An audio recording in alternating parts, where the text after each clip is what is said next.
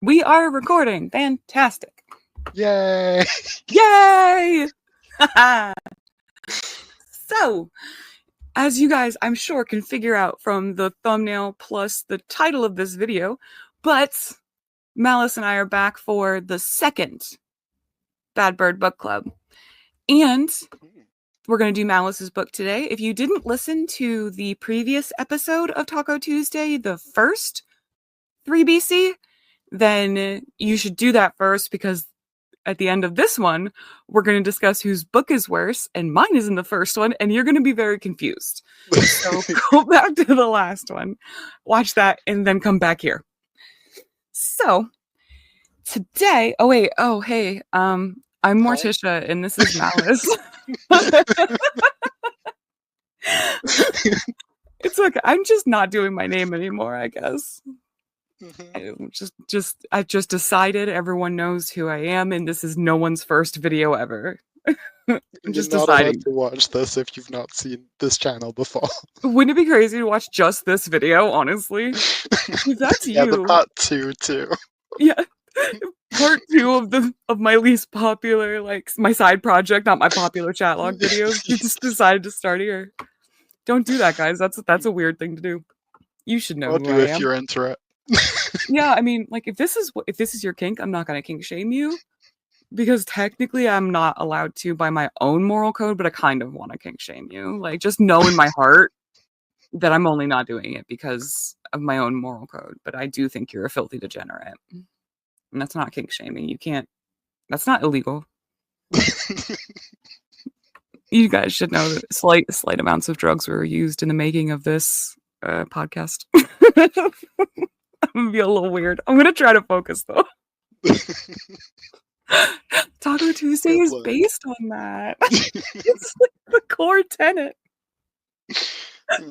I have my professional videos where I am sober, and I have my, miscreant videos.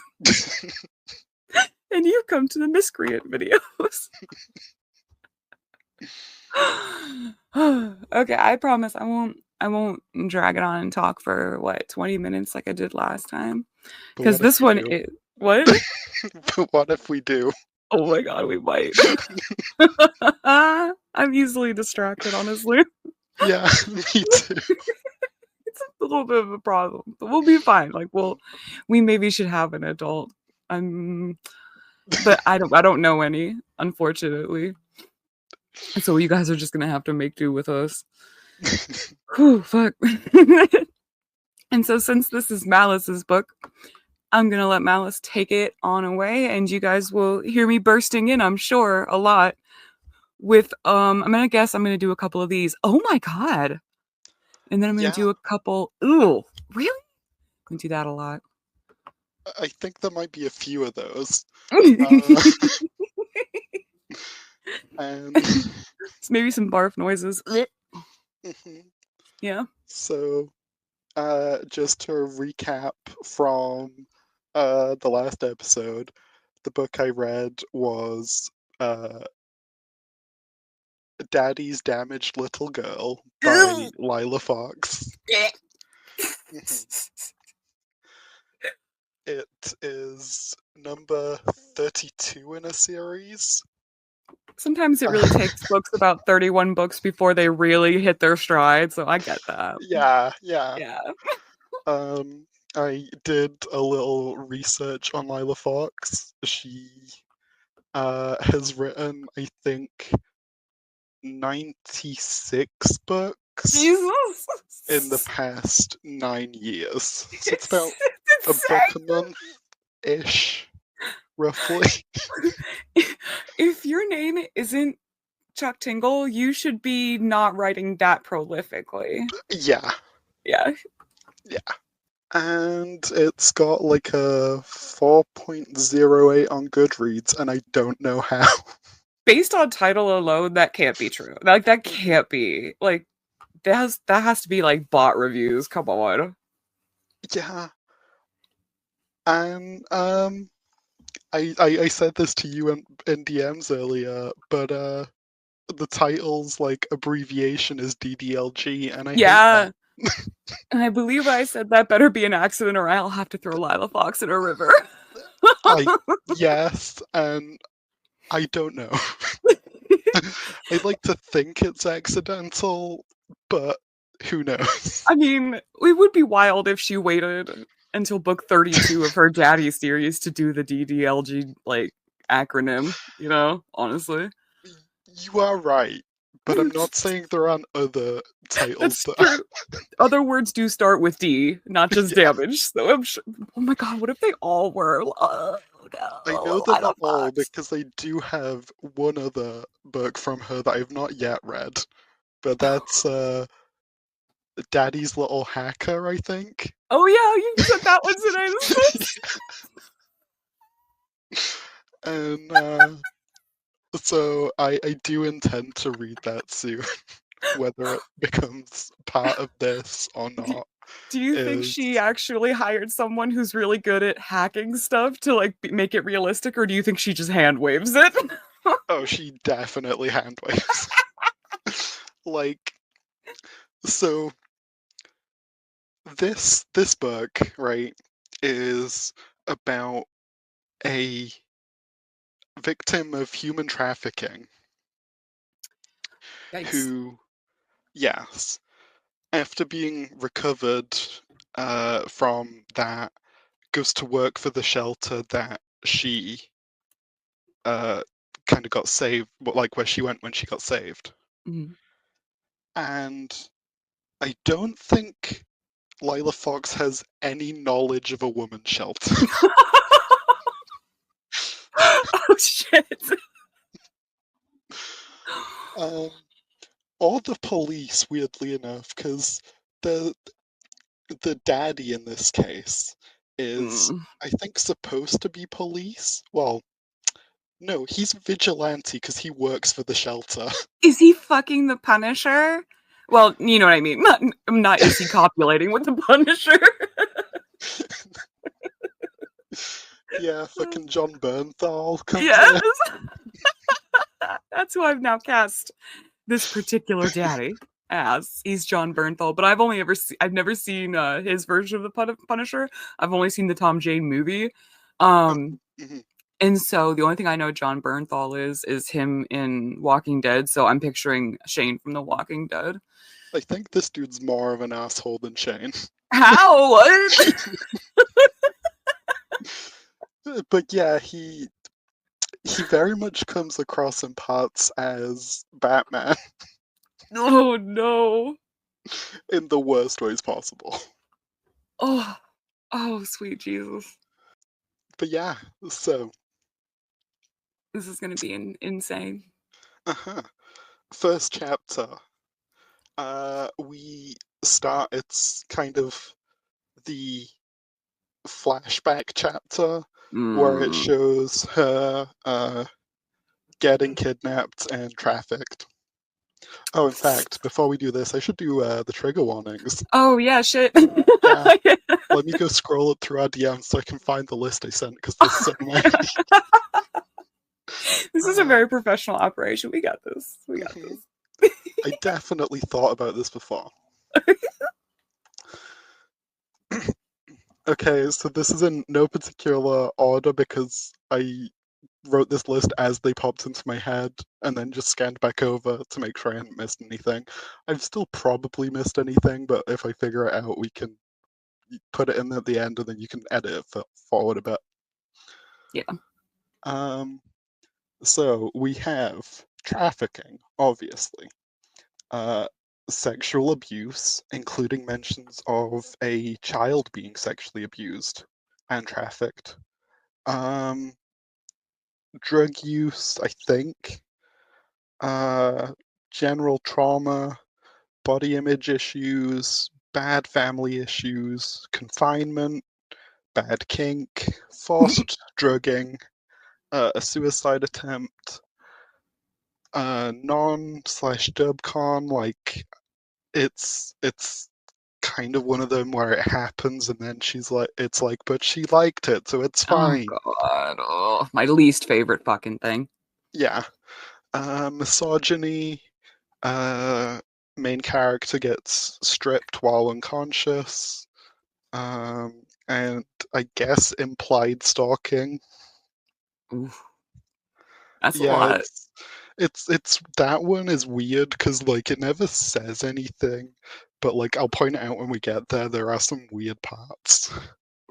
I bet there's gonna be a lot of weird parts of this. Yeah, Willing to like bet. it's like when it's fine when you read it, but then when you stop reading and think about what you just read, you're like, wait, so this implies that this happened.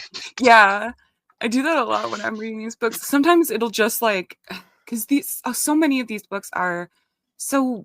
I mean, badly written, but that's not really what I mean. Simply written, I guess. You Yeah. can read them very fast. Hmm. And so I'm already a fast reader. And so sometimes I'll just be flying down a page and like not really taking anything in because my brain is honestly usually half asleep while I'm doing it because it's bored. Yeah. And then all of a sudden I'll be like, wait a minute, what? Wait, wait, Hmm. wait, wait, wait, wait. I think this was the same, apart from there were a couple of chapters where it's just either so outlandish or just so hard to follow that I had to read them like 4 times. Yeah, I've also had moments like that where I'm like, Mhm. this can't actually be. All right, you fucking whole chest there, huh? All right, Yeah. audacious. Mm. So, chapter one is kind of the flashback where she gets trafficked. Um, and I mean, it's not awful. We've not got into the big meat of the story where it gets bad. There are some moments that I don't like. Um, like we get this part here that says she'd never forget that one small choice had turned her life into a nightmare, and she would never be able to forgive herself because she felt it was her fault. She got off late one night and decided to go to the store instead of waiting till morning. She knew it wasn't the best decision because at night wackos came out, but the next day was Saturday and she didn't want to leave the apartment if she didn't have to. Her fiance was out of town for a week, so she had some peace and quiet. And That's yeah, yeah. it feels victim blamey, which I get maybe in that situation she would feel like that after being trafficked, but I don't feel like it's great to portray it that way. Yeah, like I definitely like after my traumas, I did feel like a lot of it was my fault. But when you're writing stuff like this, you should take care to phrase it more in a way she couldn't help but feel it was her fault even though logically she knew it wasn't, but Yeah, she still couldn't help the fact that sometimes the voice, that kind of thing. yes, But you should make it clear to the reader that it's really not her fault. It should be the people who trafficked her. Like women should be allowed to walk when the sun isn't out, yes, like and that it's no one's fault but the people who do the crime. yeah, And the author should acknowledge that in some way. They can still write their character that way if they think it's important, but the author should still acknowledge it. hmm, Yeah. I agree. And so basically she goes to fill her car with gas, and a van pulls up next to her. I think 3 guys jump out, pull her into the van, and then just drive off with her. Oh my god, that's not how that happens. Yeah. Um, Oh god. mhm. It's weird because she had no plan to go and get gas as far as the narrative's concerned. So, like, assumedly, this van has just been following her car for the past, like, 3 weeks, Yeah, just waiting for a good moment. or did they like just drive past the gas station? They're like, "Hey, you know what we should do?" like like Um, that's not how that happened. well, they definitely didn't do that because when she's in the van, they literally tell her she's been targeted.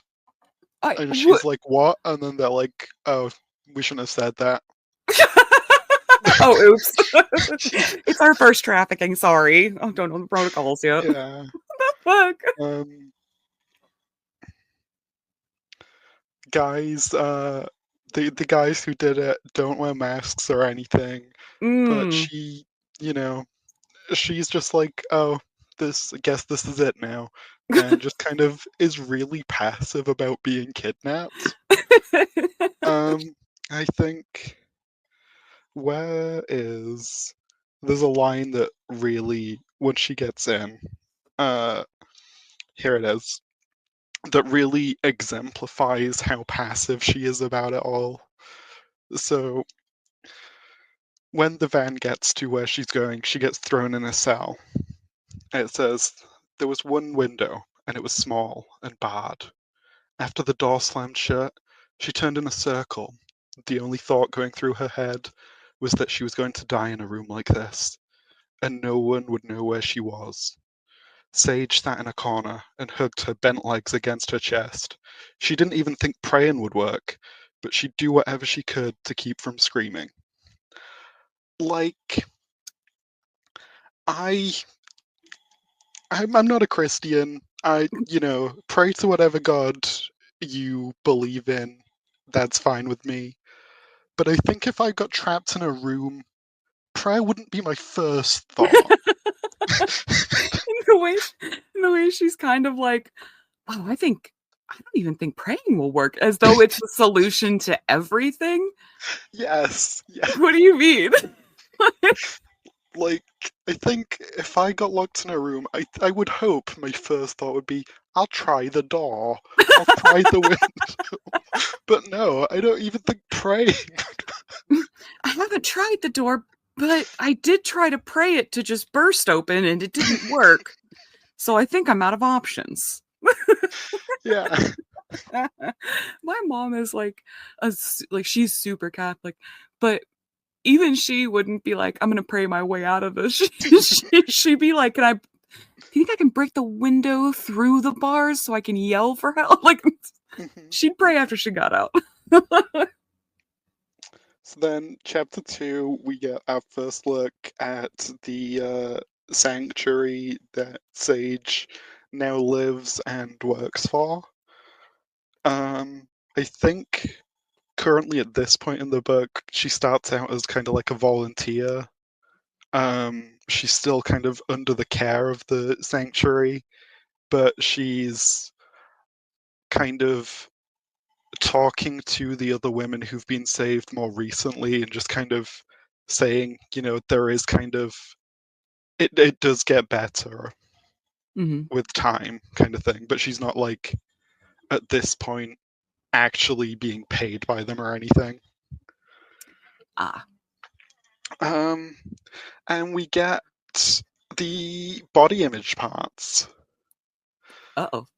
Yeah, like she'd been a she'd been a full-figured woman, and she had loved her body. Her fiance hadn't liked her curves and always pushed her to exercise and eat less, but she thought she was pretty. Sage knew that the beautiful dress he'd bought her a year ago was an incentive, and he wanted her to fit into it. Oh my god. It was boxed up with her other things. She had been told where all her things were. Uh, she'd been told where all her things had been stored after her abduction, but she hadn't found the courage to go to the storage facility. She almost smiled. The dress had been a size 2, and at that time, she was a size 10.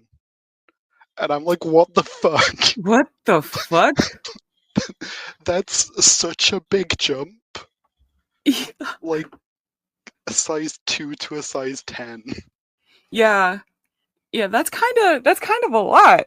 That's a big Kind of difference. unhealthy. Yeah. Kind of really fucking unhealthy. Yes. Yeah. Jesus.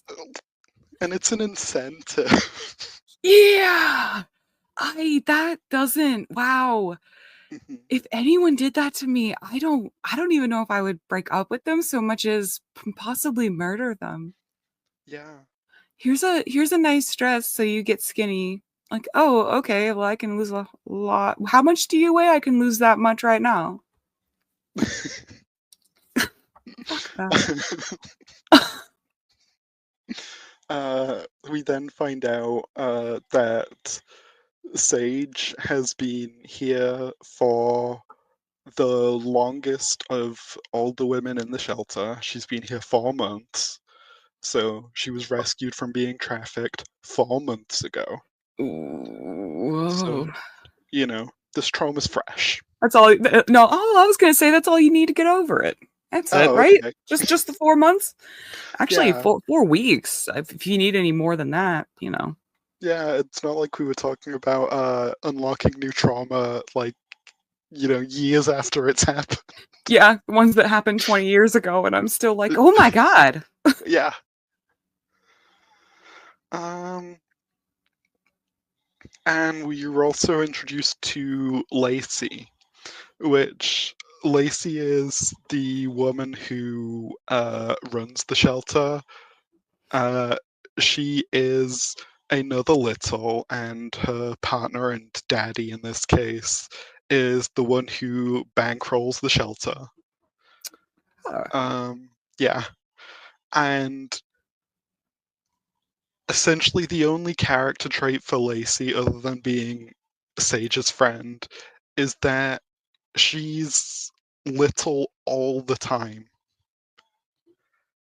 Oh, And yeah, like imagine having a 3-year-old running around. That's the woman who is running this woman's shelter.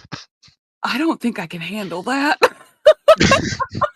Ah, that's you um, can't be exposing people, especially at a shelter. Like, if that's a kink, yeah, you can't. yeah, Yeah, they didn't sign up for that. hmm Especially an abused woman's shelter. Come on. yeah. And like, I feel like because she always calls her partner daddy, I Mm, think husband, I can't remember if they're married, is called Kason, and she always calls Kason daddy. It's not mm, like they mhm, only do it when they're in the office, away from other people. No, it's mm. all the time. No. No, I hate that. Yeah. Stop it. You're not allowed to do that in real life. No one's allowed to do that. If I have to listen to a grown woman, hmm again, I don't want to be subjected to her kinks. I have no problem with daddies and little. That doesn't bother me at all. Yeah. But I don't want to do it in public with you. Like, but if I have to listen to a grown woman who is subjecting me to her kinks, say I have to ask daddy. I'm done. I'm done with that person for life because you didn't fucking ask my permission first to do this in front of me. hmm And so, building on this, we it's at this point that Kason asks Sage to work here full time. Um, and it's not good. No, no. See if you can spot the problem. Um, so they're talking for a while, and we'll pick up with a thought popped into her head. Is this because I'm still here? Because if it is, I can move out. Kason scowled. That's not it. That's not it at all, little girl. In fact, Lacey and I want to hire you to work here full time. You're very good with people, especially kids.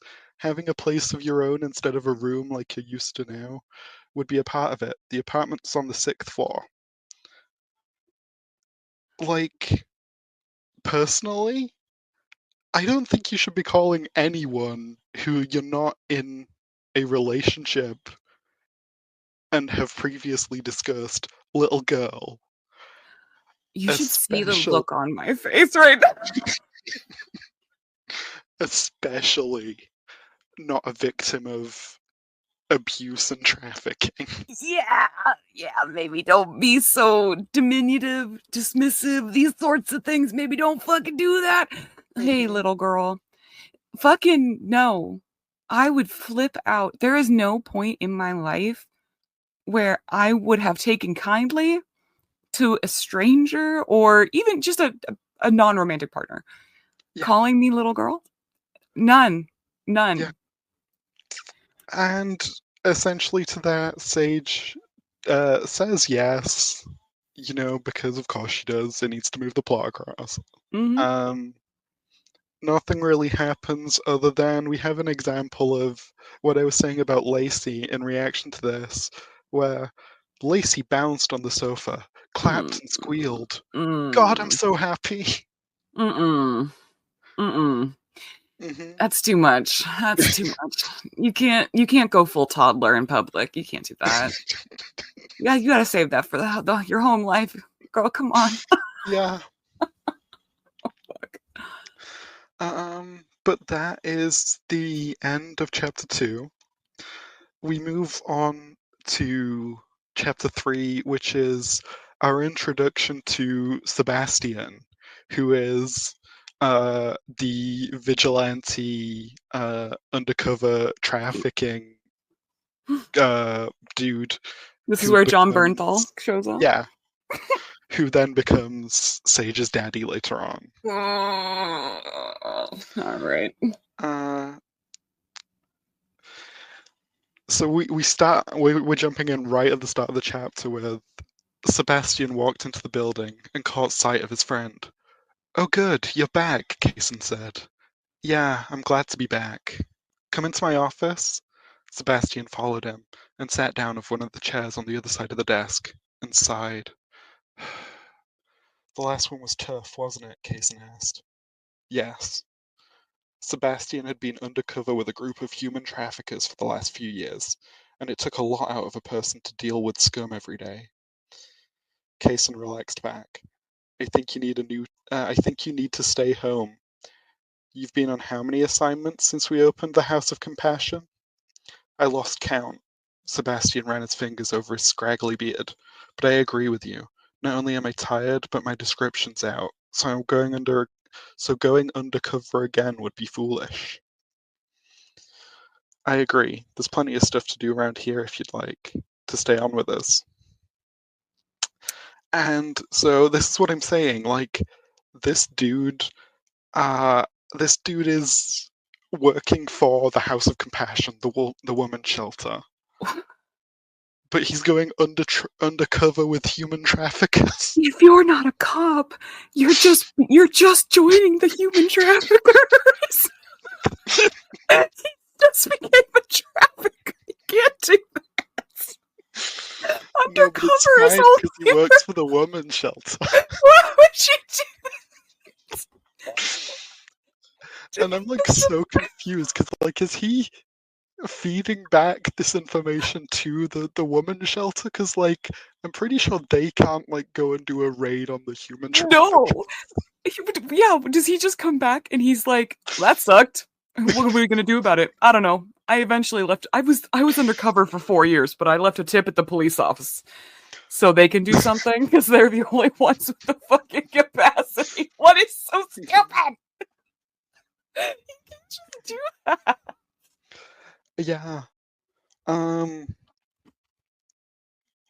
it's weird too because later on, uh, they Sage talks about how only women can work in this shelter, which I think is fine Mhm, in that kind of capacity. Um, but I can understand Kaysen kind of he doesn't do much with the actual shelter stuff. He kind of sits in his office and just bankrolls the whole thing. mhm, mhm, mhm. Um, Sebastian, no, he's out there just doing. I think it says he does IT now. But he wanders through the women kind of the areas where the women are chilling and living, and it feels awkward considering you're saying literally no other man can work there, but apparently this guy can. Yeah, well, yeah, obviously, Yeah. because he's amazing and Hmm. is apparently a trafficker. Yeah. Um. But other than him apparently being like sort of in a relationship with Lacey, but not. Like he admits that she isn't his little, but he still treats her like she is. Yeah, That's and she. odd. Mhm. Hmm. And there's worse examples to come. Oh no. Yeah. But it's just weird, and they call each other weird nicknames. Like, well, I say weird nicknames. He's Sebby, and I think she is mostly Squirt, but Ooh, like, ooh. Is my brain rotted or is that kind of gross? no, that is kind of gross. But I think there are a couple of other times where she gets called different names. Mm. Um, Honestly, I yeah. shouldn't groan at that. Squirt's probably the worst I could have thought of, so I'm sure the other ones might not be so bad. I don't think they're as bad as just the way he kind of acts Mm. that really irks me. Um, so essentially, from then on, the next chapter, I not much happens. Sage talks to her dad, uh, who is angry at her. We find out later why. And he uh, overhears that I think he's seen Sage around in the shelter, and he is like, "Wow, she hot. I want to talk to her," but like they never really cross. And so like he sees her walk into this room and then just listens outside the door. That's normal, right? That's a normal thing to Hmm. do. Hmm. Yeah, essentially, Sage's Sage, while talking to her dad, uh, you can see the relationship. Let's say, uh, she has changed her will after being trafficked because essentially all of her, I guess, possessions and everything went to her parents or her dad. And I mean, he reluctantly gave them back, it seems, when she got found. Oh my god, reluctantly. He likes money. Oh, That's his character trait. that's the one thing we know about him. Yeah. And she says, "No, you made a mistake thinking I'd hand anything over to you." And he says, "This isn't over, you little bitch." She says, "Yes, it is. And by the way, I've changed my will, so if I die, everything I have will go to this place, being the shelter." Good lord. So he's just a cartoon evil villain, basically. Yeah, pretty much. Sounds like it. Um, and essentially, she catches Sebastian. Like, she hangs up on this phone call and like goes storming out the room. And obviously, it's like that cartoon thing where you open the door and he falls in. Oh yeah. Yeah, and he's like, "Oh, I wasn't listening in on you," and she's too pissed off with her dad to care at that point, and just kind of marches off. I'd be even if I was mad, that I would just turn all my rage onto that person. Yeah, I think I would too. Um, essentially, Sage goes and finds Lacey because she needs to work this rage out, I guess, and talk to someone about it. And after a while, uh, Sebastian needs Lacey for something. I think it's just kind of some random like ephemera that's there to move the plot along and never comes back up again. Um, and he needs Lacey, so he goes to Lacey's office and finds both the girls there. And he's like, "Oh, Lacey, introduce me to your friend." Yeah, Um, you should definitely do stuff like that with women yeah, who work in a women's shelter. Definitely uh-huh, immediately be like, "Hey, who's your friend?" Yeah, great. yeah. Um, so Lacey introduces him to Sage. He says he cleared his throat. It's very nice to meet you, Sage. I hope we can talk again soon. If she turned redder, he was afraid she was going to burst into flames. I. He bit his lip. He turned to Lacey and handed her the file. Here's what you needed, Lacey. If there's anything else, you know where I'm at. That's it, the file. Lacey smiled. Yeah, thank you, Sebi. He sighed dramatically and looked towards the ceiling, making Lacey laugh. I, how does looking toward the ceiling make someone laugh? Because I assume that she has the brain of a toddler too, and she laughs when she sees anything happen.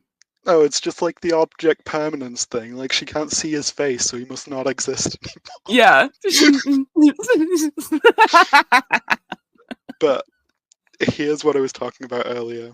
He watched the confusion on Sage's face, and he explained, She calls me Sabby. It's a nickname she gave me when we met, and she won't stop.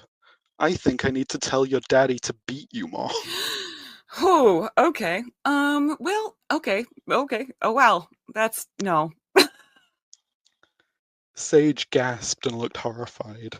Yeah, me too, Sage. Yeah, I think I also gasped and looked horrified. He walked over to her and carefully cupped her chin. Sweetheart, I would never condone any woman or child getting hurt. Except you just fucking did. Yeah, right? That's what you just said. Wait, whose chin did he cup? Sage's? Sages. Ew, Because, he touched her. You don't know her. yeah, that's really, like, especially abused women, but, like, what any woman wants is you to just come over and lay your hands on them. Dude, That's a really ugh. good idea, and I really support this. I would reflexively start slapping. Yeah, I can't. Ugh, ugh. I don't even like it when people like I know really well touch my face or me in general. But ugh. yeah. And then he just says, This is just the way Lacey and I tease each other. Well, stop because it's gross. I think it's worse than gross. Saying your daddy needs to beat you more is, I don't even have words. Yeah, yeah. I just, I hate it. I hate it. All of it. Huh. Ugh. And then, essentially we're at the end of the chapter, but Seb, Sebi, Sebastian, whatever we want to call them, Not uh, Sebby. Anything but Sebby. John Bernthal, um, he, goes away now because good. I wish he did forever, but he doesn't. Oh. Um, and uh, Lacey says, "What do you think of him?" Oh, I, you know, isn't he dreamy? Well, I would say, um, yeah. And of course, like he's still just outside the room and he hears Oh this my and is god. thrilled. Yeah. Of course. Of fucking course he is. Fucking creep. Like it doesn't say he waited there just to listen to what they said, but like that's how my imagination took it. It would have to be because like if he just kept walking as soon as he like if he walked out of the room and didn't pause, he wouldn't have heard any of that. Yeah. Fucking So fucking creep. yeah. Um the next chapter, chapter 5, not much happens. We find we have the line that says it had to be all women who work here because any man still freaked most of the women out. Um, Other than that, not much happens this chapter. Uh, we meet Sophia, who is A little 13-year-old girl Oh, who has been that's trafficked. that's sad. Yeah, and essentially, Sage, now that she's accepted this job offer to work here, Lacey comes up and says, "Hey, can you go talk to this kid and just kind of like reassure her that she's safe here?" Um, and Sage is like, "Yeah, sure." Nothing really happens. She just does as I said and reassures her. But Sage finds out that it was her dad had sold her to the traffickers, and she gets really mad about it. Which, I mean, obviously, Yeah, I would too. yeah. Um, Essentially, Sage breaks down and cries about it. Like after she's got away from this child, and I'm only bringing it up because it does have small plot relevance later on in the story. Hmm. But that's about all that happens there. Um, Next chapter, uh, she it's the next chapter starts with her crying over that situation. Um, and she sees a conference room because she's kind of out in this like large, I guess like dormitory style room where all the women kind of sleep in the same room. Um, so she goes out there. She can feel this rush of emotion. She finds this conference room and just kind of sees it's empty and goes in there to cry. So she's not doing it in front of everyone else, I guess. Um, she turns all the lights off and hides under the table. But you know, do you want to guess what Sebastian does? Oh god. He hears her from outside the room. Go figure, this fucking creep. Why does he do anything all day except for hide outside of rooms she's in listening to her? Does he like stand outside the bathroom when she's peeing and he's like, "Let's see if we can hear." Yep, I can hear it. So Fucking you're creep. close. Oh my god, no. Oh no. Jerry Wayne Martin Coates' style, he's in the bathroom when she pees. Oh, come on. Hmm. Come on, But we'll get Sebi. to that bit later. Um, so he hears her and goes inside. Uh, he obviously doesn't see her because she's under the table, but he can hear her crying and he knows she's in there. He says, "Sweetheart, I know you're in here. I saw you. I had to drop something off and I came straight here." She shook her head violently, but still didn't make a sound. "Baby, I'm not leaving you. Let me help." Mm. A sob escaped from her throat before she got control again, but it was enough for Sebastian to hear. He crouched and saw her. "Oh God, sweetheart, come here so I can hold you." Oh god. Oh god. Oh. Yeah. Um, Sage looked at the hand he held out. She shook her head no. Her throat was so constricted with emotion that it barely made a sound. "Please go." He Mm. shook his head. "It's not going to happen." "I want you to go," she screamed as loud as she could. He sighed. "I'm sorry. I know you think you have to do this alone, but you don't." Oh Jesus fuck. Oh god. I'm gonna lose my fucking mind. Hmm. I was at this point.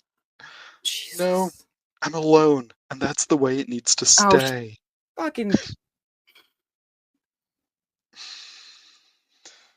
"Why?" he asked.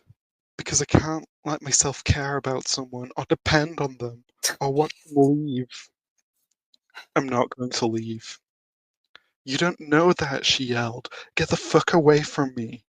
She tried everything she could to get him to leave, but he wouldn't budge. "If you can't come to me, I will come to you." Jesus. He waited for a moment, then nodded.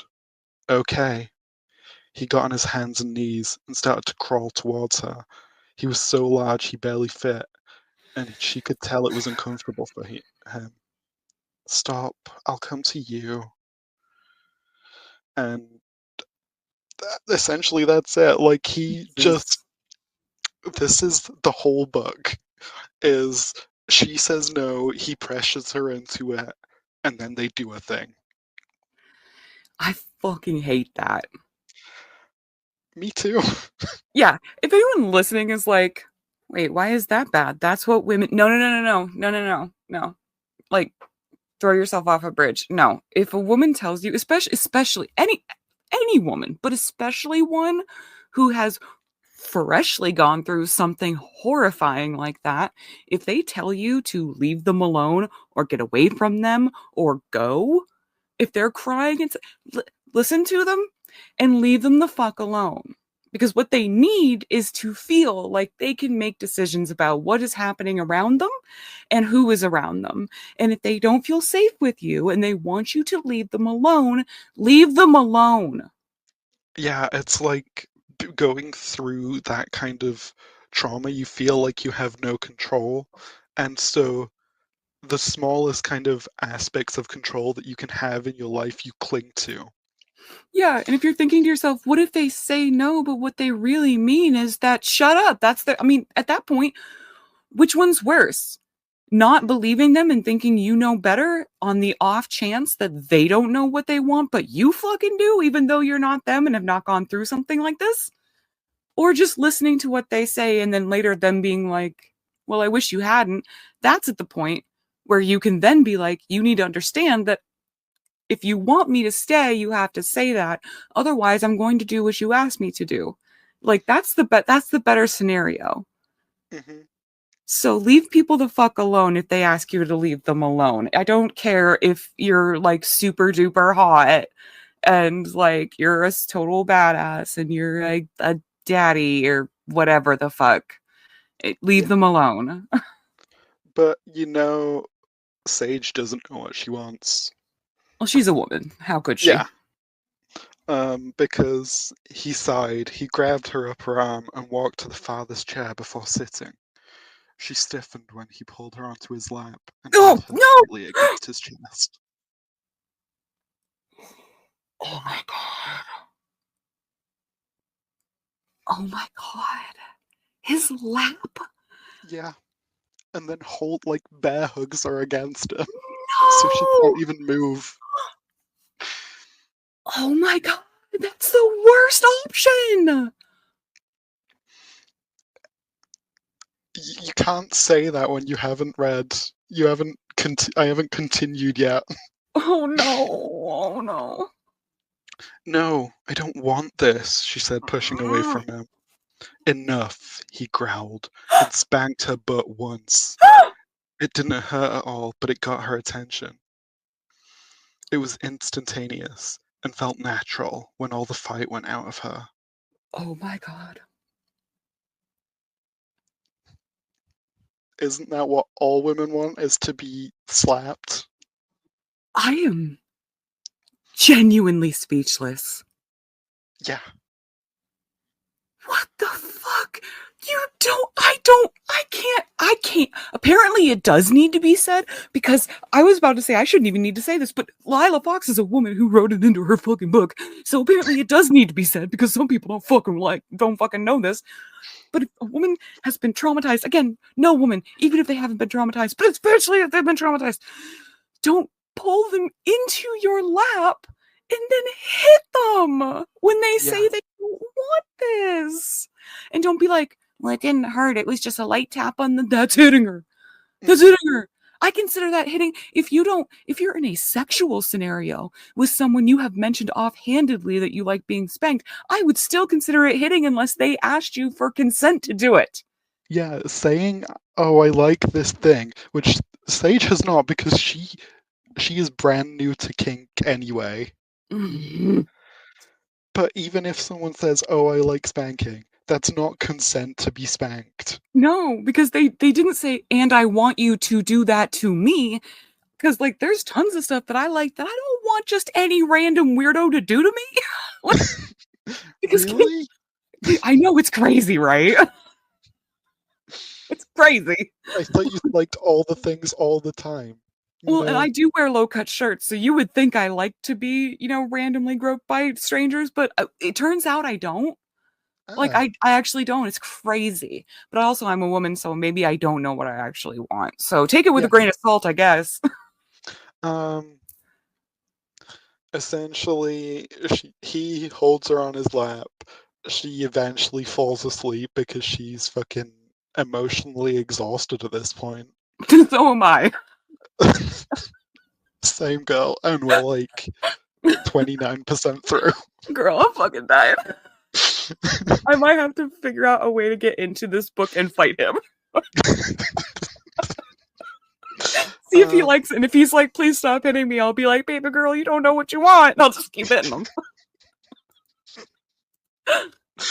um, so, essentially, she falls asleep on his lap. He wakes her up, and he's on the 6th floor with her in his arms. And he's like, which apartment do you live in? She tells him, he says he's just down the hall from her. Oh, Um, that's so subtle. That's so fun. yeah. I feel so safe Um, now. mhm. And uh, he's like, I want to put you in your apartment.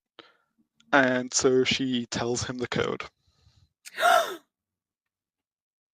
Yeah. She can put the. It's cool. Yeah. It's cool. I'm cool. I'm cool. I'm cool.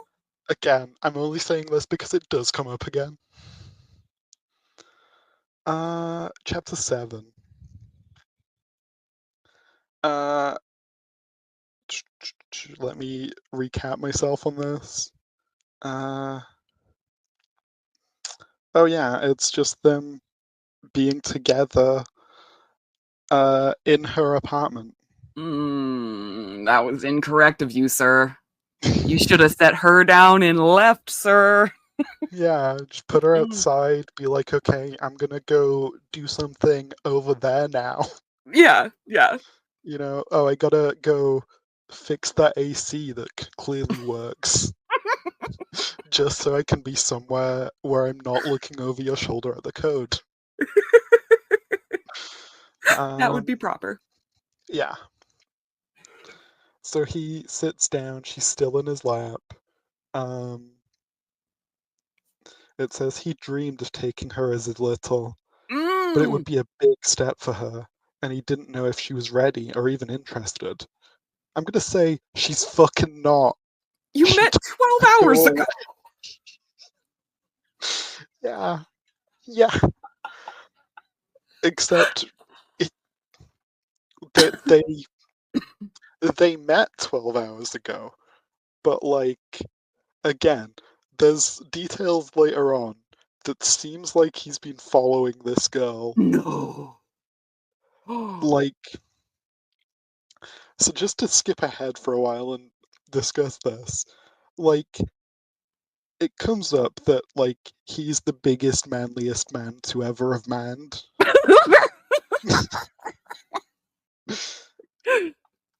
And like he is like the super misogynist, manly man kind of thing. No. And then he's like running a bath for her in his own apartment and is like, oh, so do you want like I think it's apricot or bubblegum bubble bath? Ugh. And it like yes. But also it doesn't fit with the picture that's been painted of this man. So like my only assumption is he's been following this woman or like planning to kidnap a woman at least and only has these bubble baths for this particular purpose. It has to be, right? Like, Yeah. no. And also, I don't mind apricots, but it's Mhm. just the two weirdest kinds of bubble bath. Yeah. Bubblegum and apricot. Those are the two options. It's kind of weird. Like most of the bubble baths I've had have been like some kind of flower scent. Yeah, that's usually like my last one was elderberry, which I thought Mhm. was an interesting, weird smell for it to have, so that's why I got it. But like before that, Yeah, it's like freesia or sweet pea or strawberry, like yeah. apricot or bubblegum. Ew, gross. Yeah. Um, she says, "You can set me down if you want." I don't. I want to know what happened. Tears filled her eyes again, and she buried her face against his neck, and he wrapped her arms around her. "She's only 13, Sage says. "Who is, sweetheart?" "The girl I took care of. She was in the group of females that came in today." I hate the use of females there. Yeah, I was Like just about no to say that's weird. like no woman would say the group of females. Yeah, I just that would be very strange to me. Yeah. Group of women, if anyone's curious. Yeah, I would say group of girls before I said, and I don't usually Yeah. use the word girls, but I would say that before I said group of females. Like, what are they, livestock? Mhm. He let her cry for a moment. "Do you know what made it even worse?" she asked. "No," he said. "What?" "Her father sold her to these people." Jesus, goddamn, I hate people like that. Yeah, bud, that's good. That's understand. Oh man, that sucks. Damn, I thought we'd align on views on that. Human traffickers being bad? How could you say such a That's terrible. I think they're great. He's like, I hate people like that. I mean, I was one for a couple of years there, yeah. but it was undercover. I swear, I'm not a cop though. But yeah, just trafficked for a couple of years. Yeah. I hate people like that. They never put the seat down on the toilet. Oh, and the trafficking thing. Yeah. Um Are you able to eat anything? He asked. She shook her head. "No, I ate a bit with the girl, and right now my tummy's upset." She looked up at him. "Can I make you something?" "Oh, baby, you don't have to do that." "Please, I want to. It'll help keep my mind off things." He smoothed her hair away from her face and wiped the tears that were left with his thumb. "Then yeah, I'd like that." She smiled. He tightened his grip on her when she tried to stand. Ugh. "I want to kiss you in the worst way, but the last thing I want to do is scare you." Oh my god, keep it to your fucking self. Yeah, which she says, I I don't think I would feel safe with you." He smiles. "I'm very glad to hear that, because I will never hurt you, sweetheart, and I won't allow anyone else to either. If at any time you get frightened, tell me to stop, okay?" She Mhm. nodded slowly. "Okay." Apart from, hitting her, um, like a couple pages ago. Yeah, other than that, I would never hurt you other than just not listen to anything that you're saying, overwhelm you completely, not leave you alone, make you feel unsafe, and then, right after you're crying and you feel scared because you were talking to this kid, I'd like to let you know that I just kind of want to do sex stuff with you while we're in uh, your apartment, which I know the code to. So if you refuse, the implication is there. How you feeling? What's up? they kiss, and uh, he felt the hit.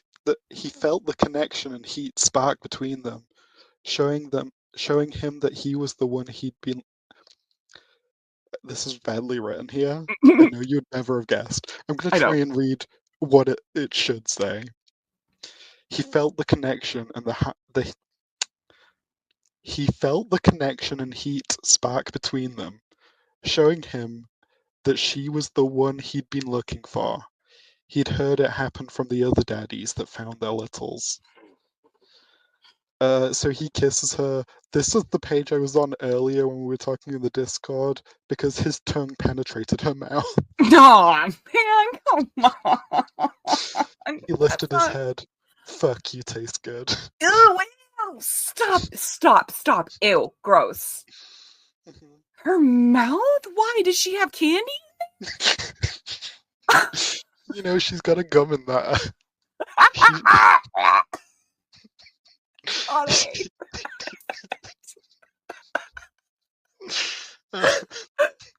Oh God, ew.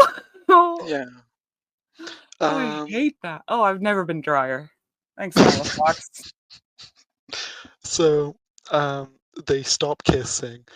Then immediately after they stop kissing, he says, "How about you make me a sandwich or something?" What? They kiss. He pulls away from the kiss and says, "How about you make me a sandwich or What the fuck? I'm sorry. He's not a good caretaker, is he? something?" What? Hey, baby, why don't you make me a sandwich or something? What the fuck? This piece of shit. Yeah. She blinked and exhaled before she nodded. Yeah, you've got to be hungry. Stop it, Sage. You make me so angry. No woman has.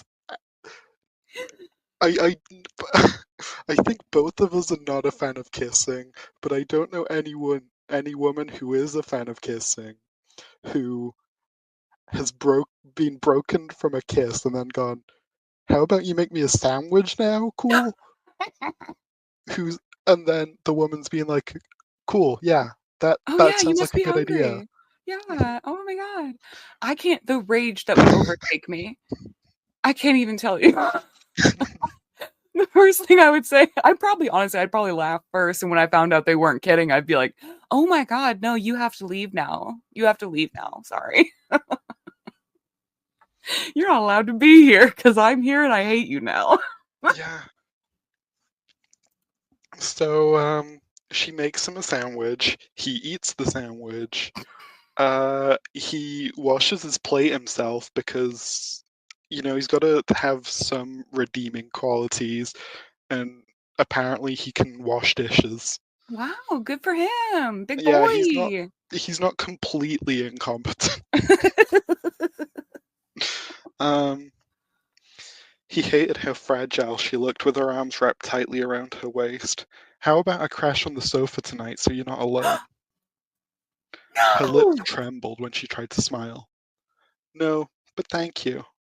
Sebastian stopped a foot from her and scowled when she stiffened. What if you have a nightmare, sweetheart? Sage Oh. shrugged. I've been dealing with them on my own for a while now. I have to learn to take care of myself and not depend on others. But you've got friends that want to help. Yeah, and Sage you're not nodded. one of them. I know, I thank God for Lacey and Kaysen, but I'm not going to push my problems onto them. So we're not friends? He asked. Her eyes jerked to his and then away. Sure. He knew without a doubt she didn't mean it, and he wondered what happened in the last few minutes. Whatever it was, he'd get to the bottom of it. We move into chapter 8, but I don't know why, because it's such a weird place, because we just carry on from that. Sometimes with these books, like I think that they just write it as one big chunk and then they just have like AI determine where the chapters start and stop. Like that's how it feels to me. That wouldn't surprise me. Uh, so essentially, she's like, I'm tired, I want to sleep, please go away. And he's like, I know you're lying, but I guess I'll go. We'll talk This tomorrow. motherfucker. Um, and she's like, I don't want to talk tomorrow, but you know, they'll talk tomorrow. Um, he kisses her forehead too. Ew. Yeah. Um, essentially, then Sage is ashamed of her because she's put him in a bad position because she wanted him to go away and he would be a nice friend to have, but she ruined it. And now it would never be the same. What? What? Yeah, apparently. I am so confused. Did AI write this? Because they don't understand humans. Fucking Yeah, say. it turns out that Lila Fox is actually ChatGPT's pen.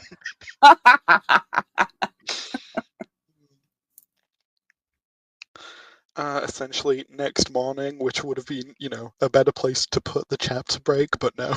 No, it's fine. It's written really well. Yeah. Um, she gets dressed.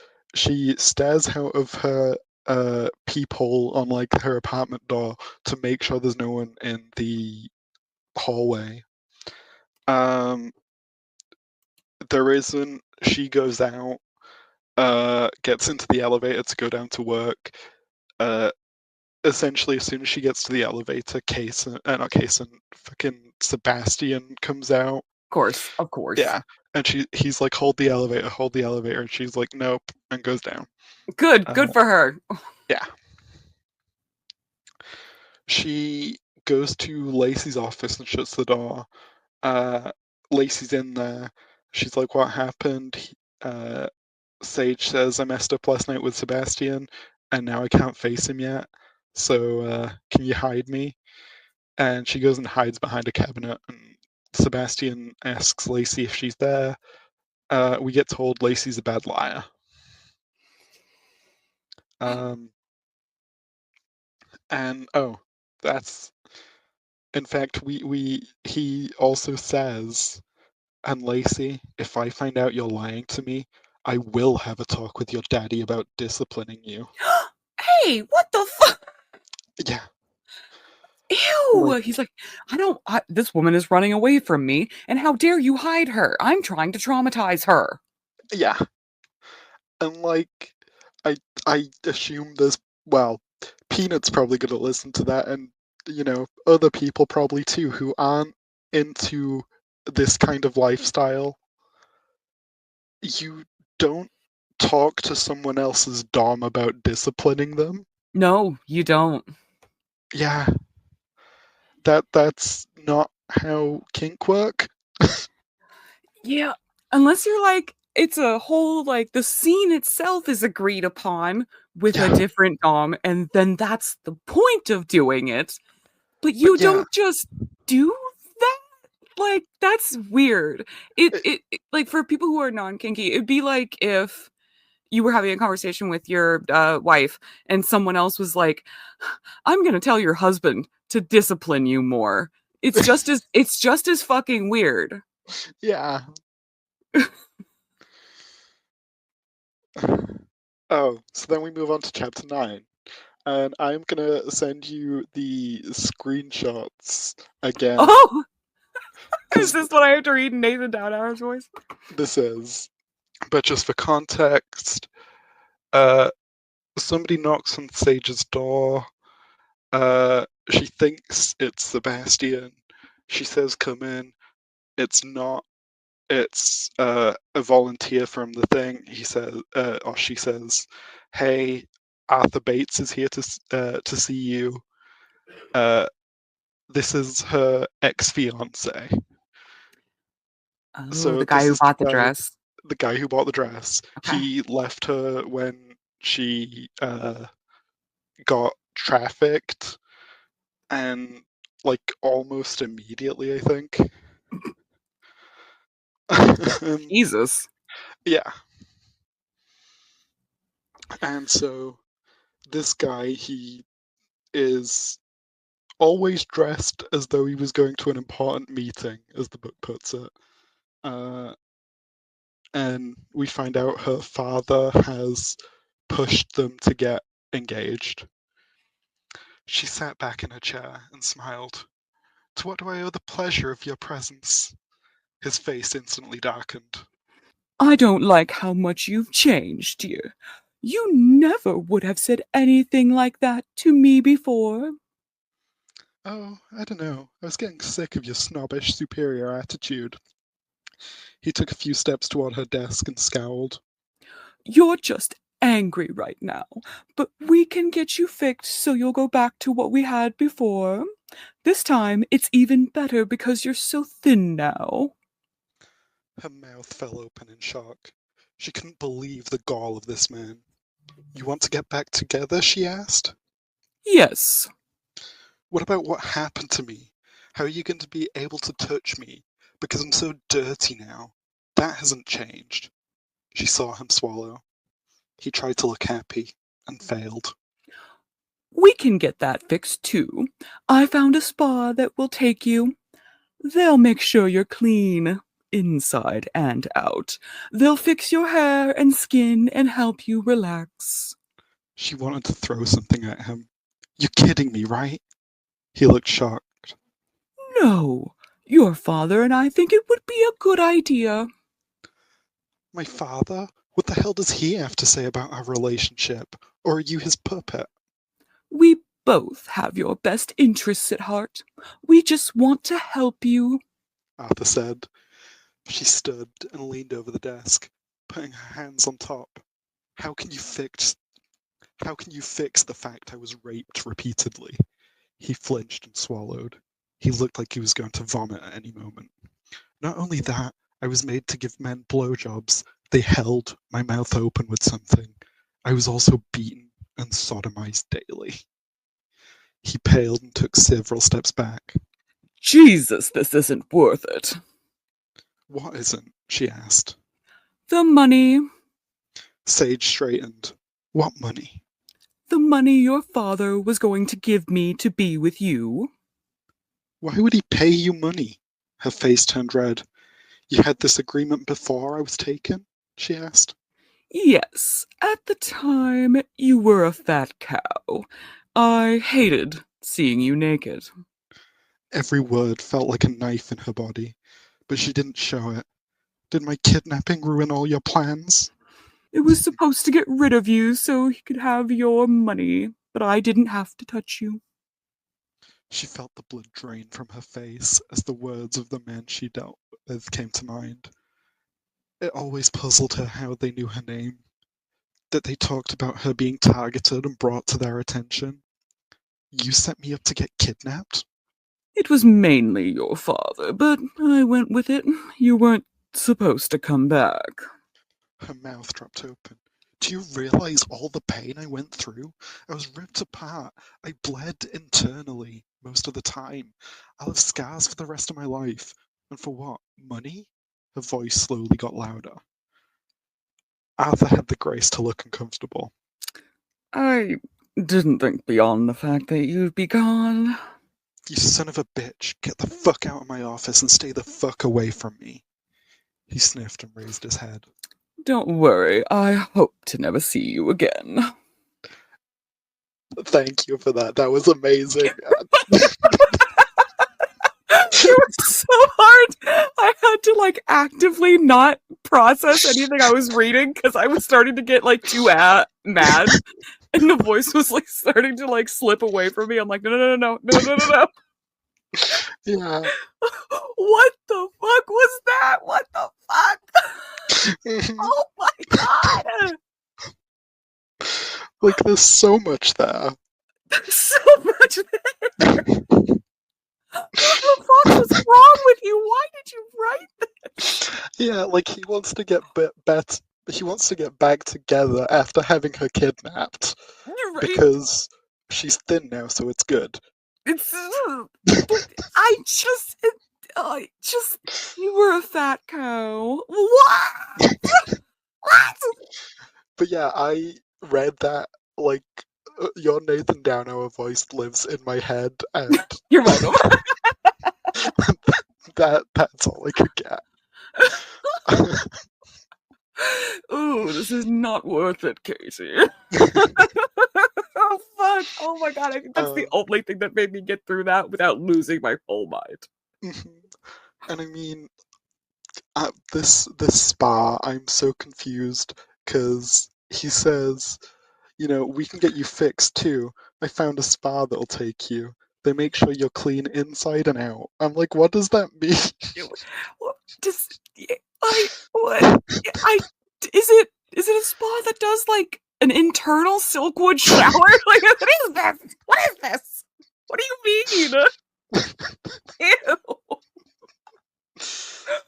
Oh, what the fuck? Ugh, we'll fix you. Okay, well, that's Yeah. horrible. I mean, like, I understand that this man's supposed to be a cartoon villain of a man, which is crazy because she did write two of them, and one of them is the love interest. And Yeah. so that's crazy. But I can tell that he's like cartoonishly villainous, but she was in a relationship with him for like how long? And was he this awful the whole time? Like, Uh, we, ew. I like the way I read it, yes, but like there's no other backstory. Like, it was. We know dress and we know this. This is all we know. He gave her a dress that was a shitty gift, Mhm. and then he showed up to be an asshole, like the biggest of assholes. But she was with him and like engaged to him. Girl, why? Because a father made her be engaged to him. Well, that's fair. Yeah. That's fair. I mean, but also she does in general not realize like what how a man treats you well, because she's with Sebastian, she's like, I'm loving this seems right to me, so I don't really trust her judgment. Yeah. Um. So she's, Angie now. She's a little bit upset. Um. And goes back to her apartment because she's upset and doesn't, she can't work in this state, I guess, which is fair enough. Um, except she goes up to the sixth floor, the elevator doors open, and Sebastian stood there. Was he just waiting for when she went down? He's like, I knew you'd come up. Yeah, well, I said open the door, you rude ass. so as I said before, like Sebastian works in IT. I feel like he's just constantly on like the CCTV cameras, just monitoring her across the building. Oh my Um, god, probably. yeah. What in the world? Sebastian said as he pulled her out the elevator. She tried to yank her arm away. Let me go. He shook his head. She saw the concern in his eyes, but didn't believe it. She fought to get away from him. Sweetheart, settle this down. Settle down. Whatever this is, we'll figure it out. She stopped and looked up at him. You're fucking kidding me, aren't you? How can you help me? You're part of the problem. How? She started to fight again. Let me go, she screamed. He started pulling her towards his apartment, and it made her go wild. No! He pulled her and turned her and shut the door and locked it before letting her go. This it's about to get bad. Um, this is where the suicide attempt comes in. So if you're doing good this far but don't want to hear that, maybe skip this bit. Yeah. She raced to the other side of the room and frantically looked around for anything she could use as a weapon or escape. He crossed his arms over his chest. You're not leaving here until we deal with this. She laughed, but it came out more like a scream. How about this? You let me go, and I'll feed your curiosity later. You think I want to know because I'm curious? How about because I care for you? No, but okay. She gripped her stomach and bit down on her lip to gain control. She let up when she tasted blood and felt it run down her chin. Good for her. Sweetheart, he said, coming towards her. She put out her She put her hands out, cowered, and screamed. No, don't touch me. She looked at the window to see it was partially open. If she could have just 2 seconds, she could push the screen out the way, open the window a bit wider, and go. When he took another step closer, she turned and started pushing the screen. Whoa, what the hell are you doing? Sebastian yelled as he headed to cut her off. Fuck I'm you. leaving. Oh my god. Mhm. He pulled her away from the window. We're on the 6th floor. You would have died, baby. She yelled. Yes, I know. It's my life to do whatever I want. Not when I'm around. Oh my god. You're not entitled to a life when I get to decide what to do with your life. Mhm. That's me, a man you met a day ago. Remember we met yesterday? I get to make all your personal life decisions. I'm gonna fucking lose it. She yanked her arm away from him, so hard she knew it would leave bruises. God damn it, he cursed. Why can't you talk to me? I thought we were friends. And you know I care about you. Her head shook. We're not friends, and we never will be. And we can't even be fuck buddies because you find me disgusting too. She turned back to him. God, I hate men, she whispered. She couldn't see that changing anytime soon. That's the end of the chapter. Um, except it doesn't get better because I remember we talked about this before. I thought I had found the one bad erotica that doesn't change perspectives, except for this one chapter. What? This one chapter, we get it from Sebastian's perspective. What? Yeah. What a absolutely Wild West writing decision, Lila Fox. Holy fuck. Yeah.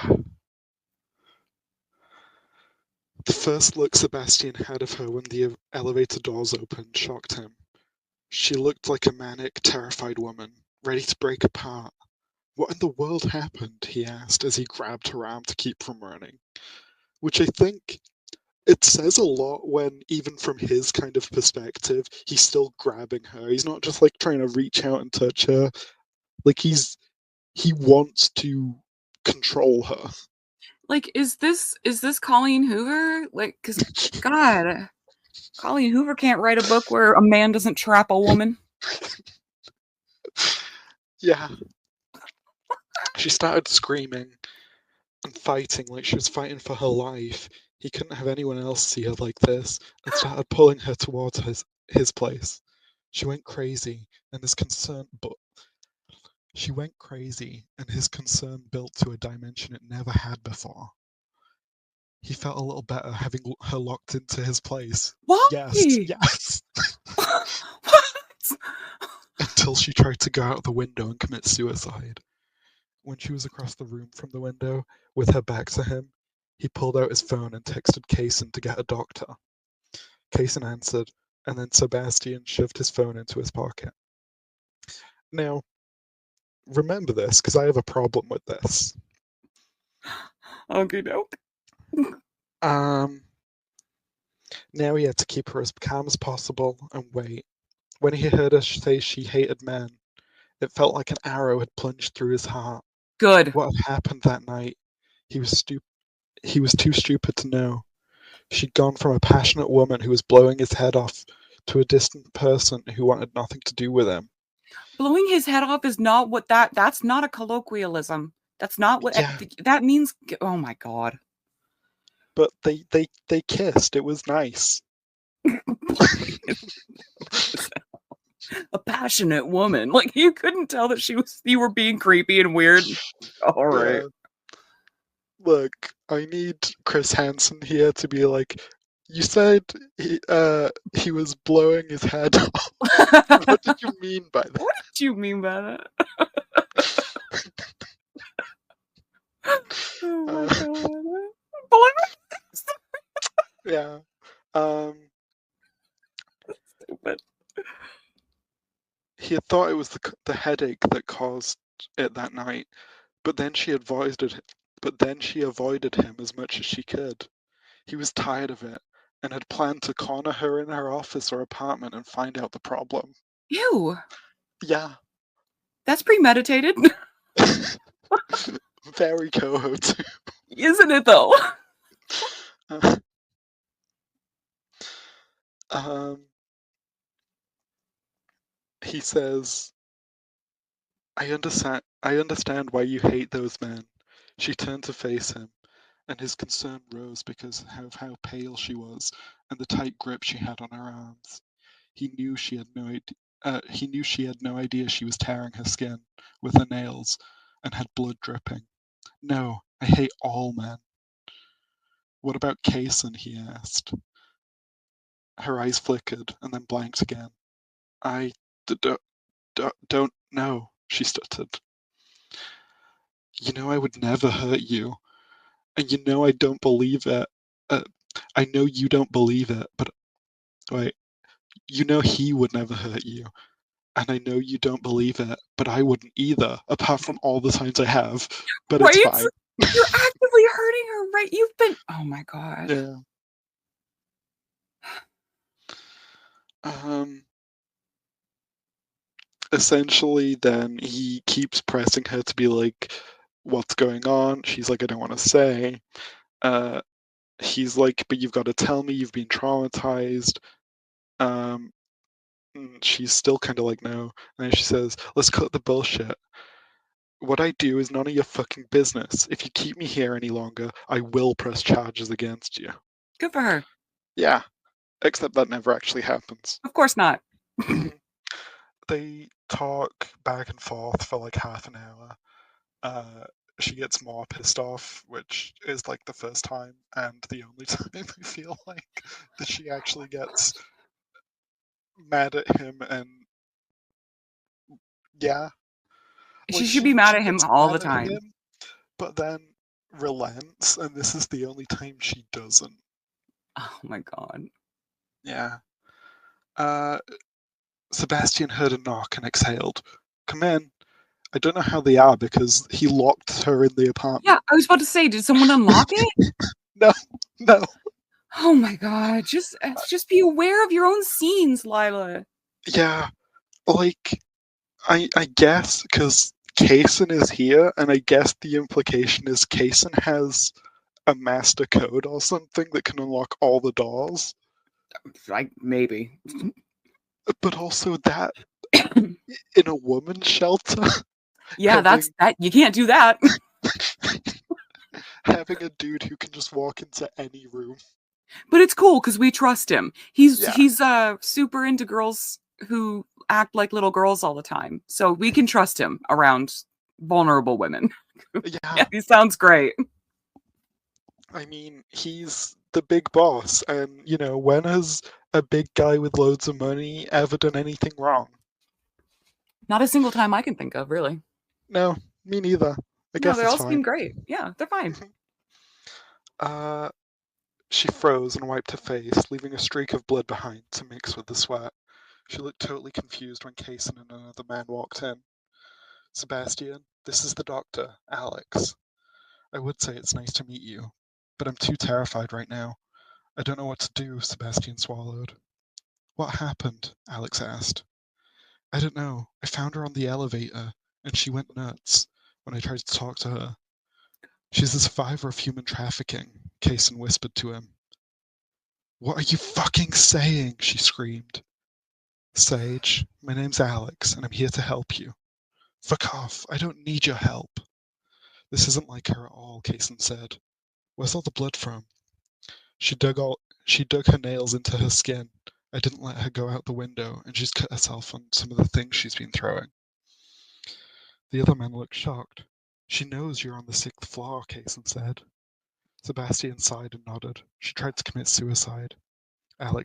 She tried to commit suicide? Alex asked. Yes. It felt like his throat was closing. He felt helpless and terrified, as he never had before. He pinched the bridge of his nose. I don't know if she was trying to get away from me or harm herself. What do I do? I'm partly to blame. Yep. I think it's more than partly. Oh, I just, Like, I didn't know she was trying to get away from me, or maybe you shouldn't have locked her in a room. mhm. I feel like if you'd have just let her go to her apartment and you went anywhere but her apartment, none of this would have happened. Yeah, no, she would have been fine. Things would have been fine. Yeah. But you had to be a fucking weirdo, I guess. hmm Sebastian. So, Alex, the doctor, Hmm. you know how when a doctor gets here and they ask all the medical questions so they can treat you right? Oh no, yeah. Is she a little? Alex asked. What? That's the most medically concerning thing right now. Yes.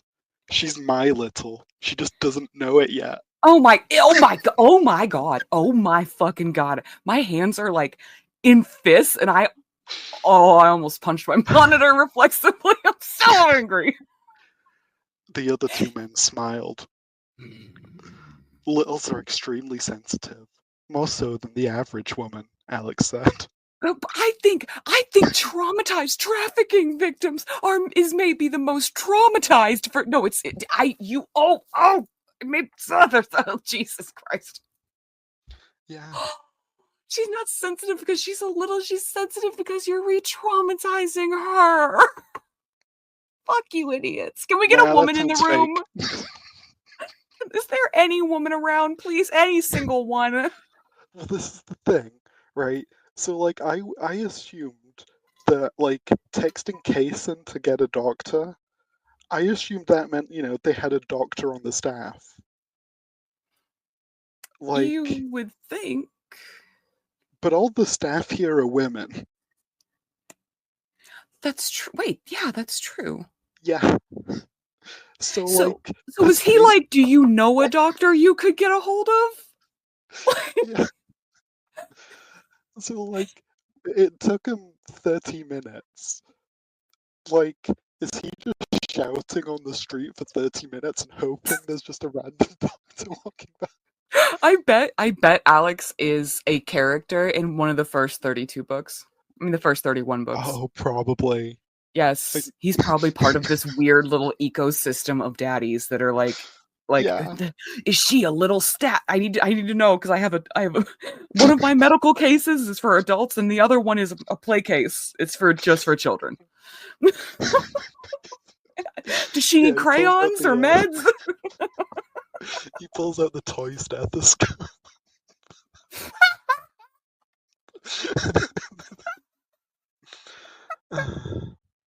Oh fuck, that's funny. Alex then says, "The first thing we need to do is give her a sedative," Alex said. "When we get her settled, we'll make a game plan. Sebastian, I think you should be the one to hold her while I give her a shot. Casey, I want you to help us make a line that will prevent her from running." I'm So if Sebastian's holding her, right, and Alex is giving the shot, Kaysen is ma- helping them make a line, but he is the entire line. Yeah, one person does not a line make. Also, I thought they were locked in. Well, no, because they opened the door to Oh, get. that's true for the doctor. I Oh imagine my the god. door's like fully open at this point. People walking by are like, what's going on in there? Yeah. Maybe shut and lock the door if that's what. But make a. None of this makes any fucking sense. Mhm. Uh, Alex set his bag down, got a syringe out, and filled it with a drug, and then nodded. "Let's do this." No, don't do it. Don't do it. Don't do this. You know, I, yeah, my note on here. He filled it with a drug. He hasn't asked any medical history or No, anything. not at all. He You has know, no idea what she could react to. What if she has fucking allergies? yeah, but it's fine because she's a little. Well, then Little's not allergic to anything.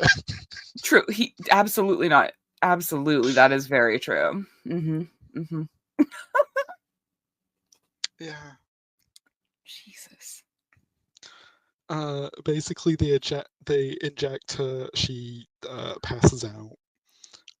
Kaysen brings her some towels and says, "I thought this would help you for when you wash her off."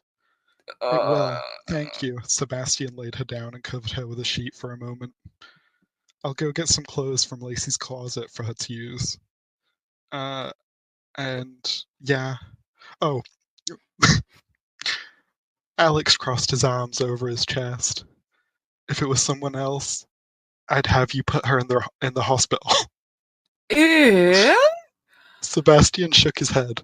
"No, I don't want to traumatize her any more than she already." That'd be the first time you felt like that, because that's all you've been doing, sir.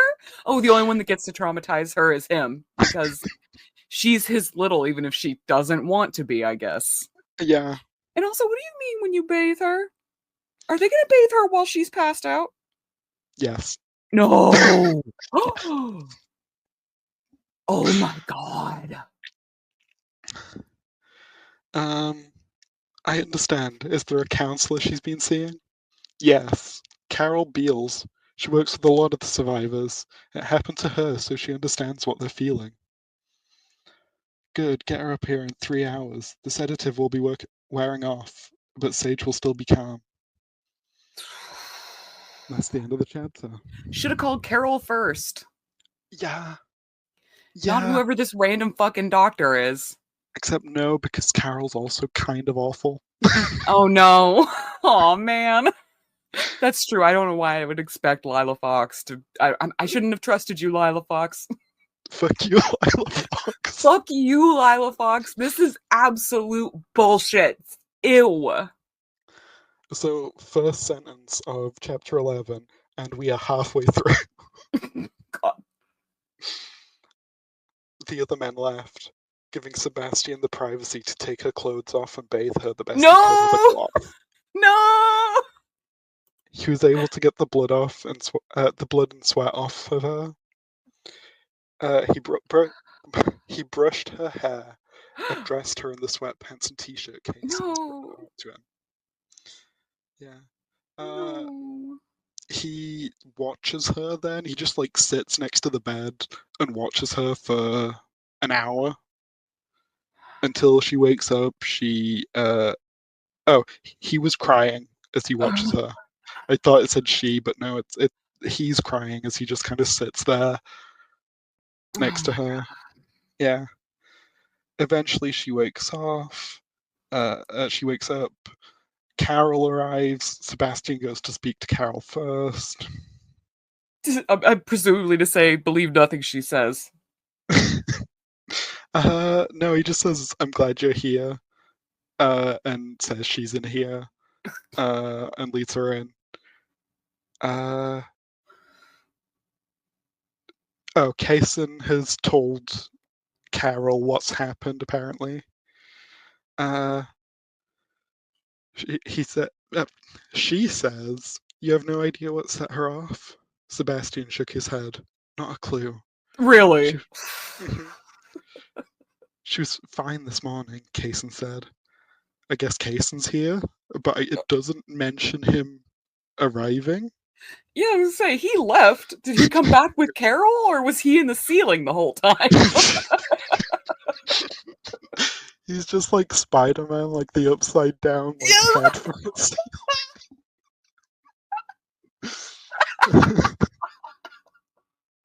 Oh, fuck. um, Carol smoothed the hair from her forehead. Something had to have happened for this degree of extreme rage. Sebastian nodded. I'll head back down, Kaysen said. Call if you need anything. Thank you. Kaysen squeezed his shoulder. This will get resolved. She's a strong woman. Sebastian heard pardon me. Sebastian heard the front door close before he asked, What do we know? What do we do now? We wait until she wakes up. Oh, so at this point she hasn't woken up. I thought it said something about her, but I guess not. What the? Wait. Eh, So Carol was like, all right, she looked fine. yeah. We wait until she wakes up. I think it's best not to have you in the room. If you're part of what upset her, you'll do it again before we can find out what happened. I'll let you know what you're here and you're worried. Which at this point I was like, yes, Carol, we're rooting for this woman. Oh no. hmm So he goes back into the living room while she's in the bedroom with Sage. Um, Eventually, Sage wakes up and speaks to Carol. Carol, we don't actually find out what they say. Um, Carol comes out then of the room and speaks to Sebastian. What happened? He asked. Carol shook her head. She told me I could talk about it. I'm happy about that because I want both of those fuckers put away. Who? Her father and her fiance, they were the ones who set her up to be abducted, Carol said. He was more shocked than and couldn't fathom why anyone would do that, especially to their own family. He was going to do everything in his power to convict the two. He'd pull every favor if he had to. Now, to me, I feel Sage wouldn't have said, "Oh yeah, you can talk to that guy who just held me hostage." Yeah. Like, I feel like if Carol was gonna say, um, "Hey, can I talk to people about this?"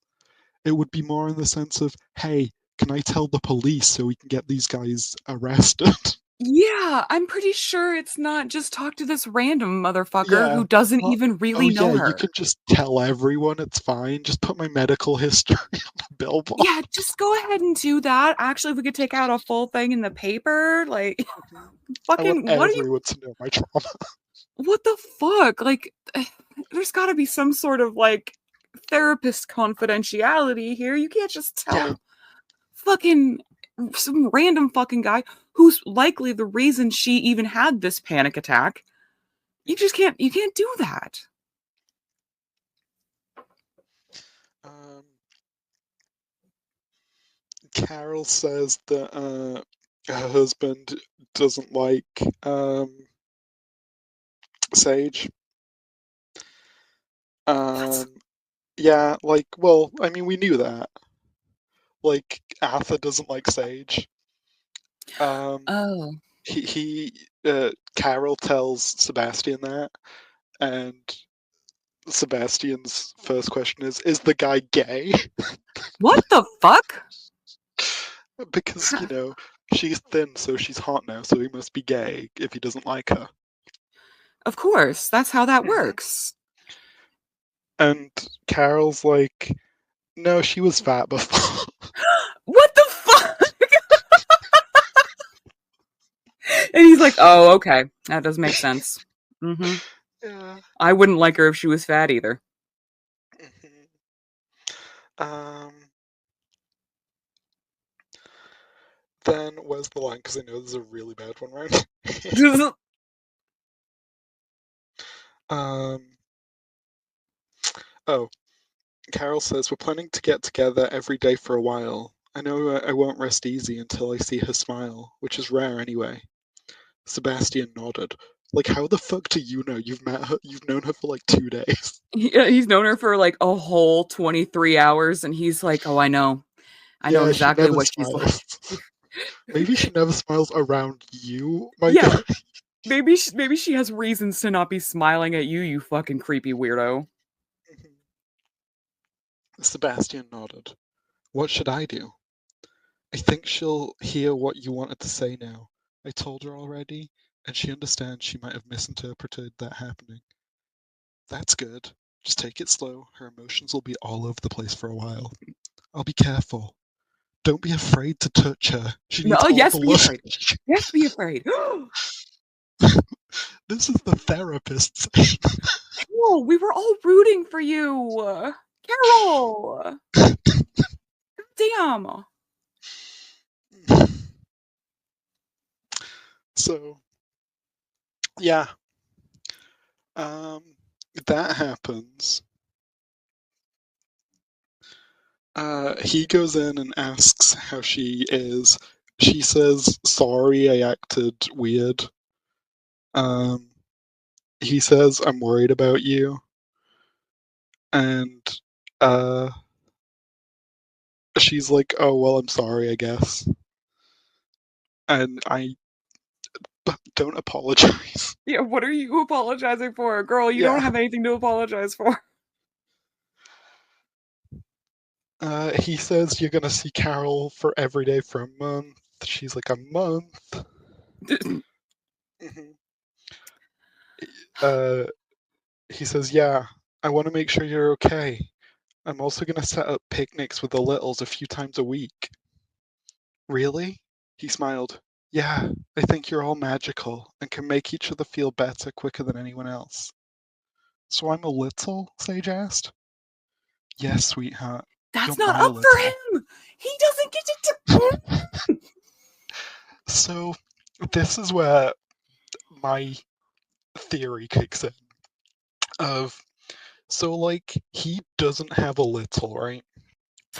Apparently, he knows a ton of littles, and I think there's something else later, but I don't remember exactly what.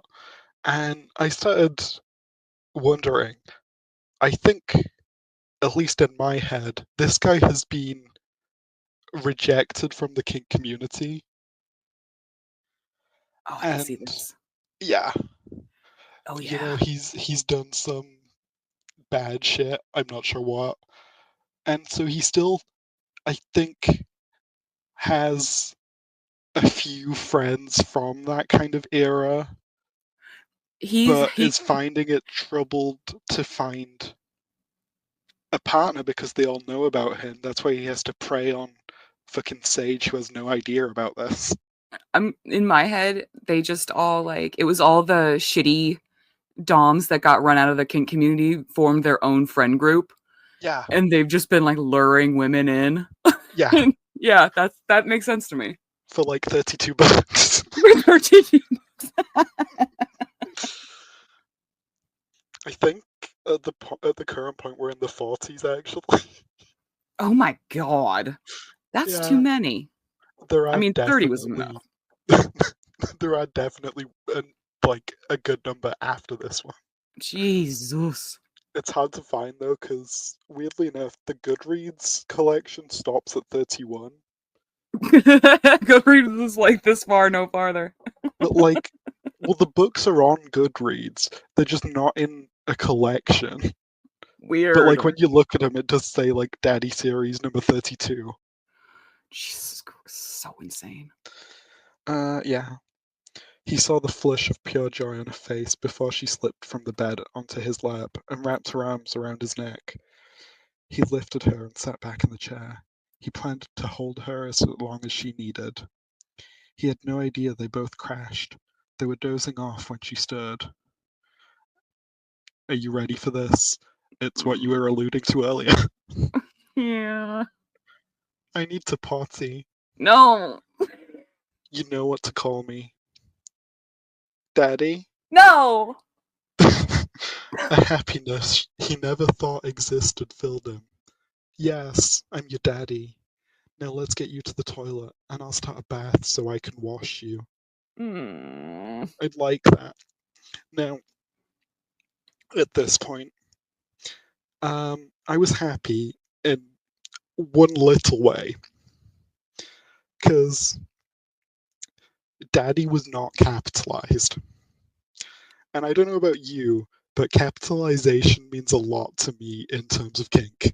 Yeah. And I'm like, okay, it's more kind of testing it out, you know. At least it's not capitalized. It doesn't last. Oh, beans. Wait, why is.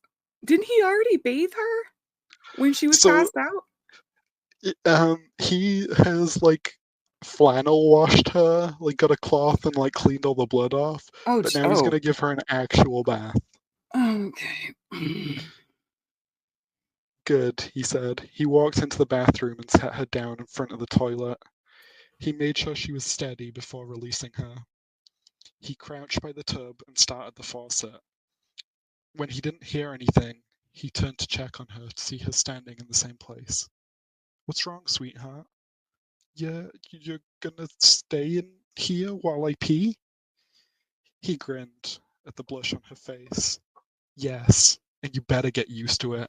Now Ah! pee so I can get you undressed and in the tub. Ah! He raised a brow when she didn't move. She quickly pulled her pants down and urinated. The whole time her face was bright red and covered by her hands. He smiled.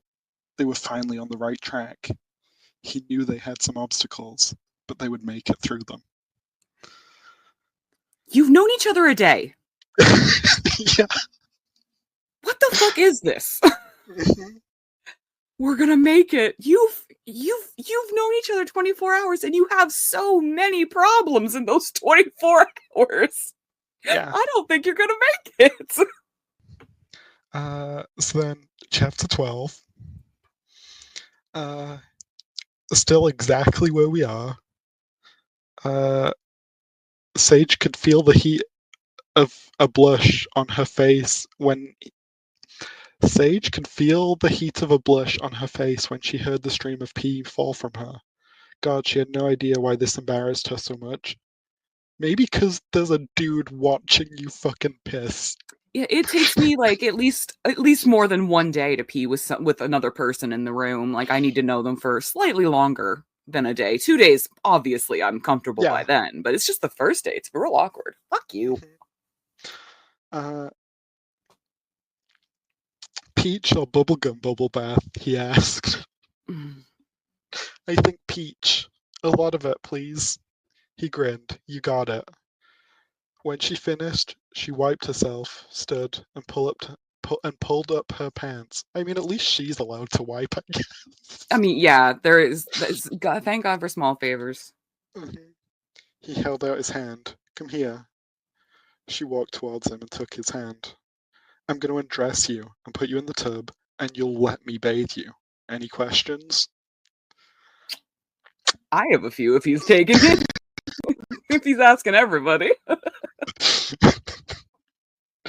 I you'll let me bathe you is I don't like. I wouldn't even like that Yeah. from someone I did know that hadn't traumatized me. Mhm. I don't think I'd like that from anyone. Like, No.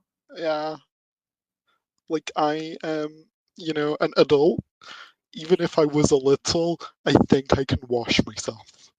Yeah.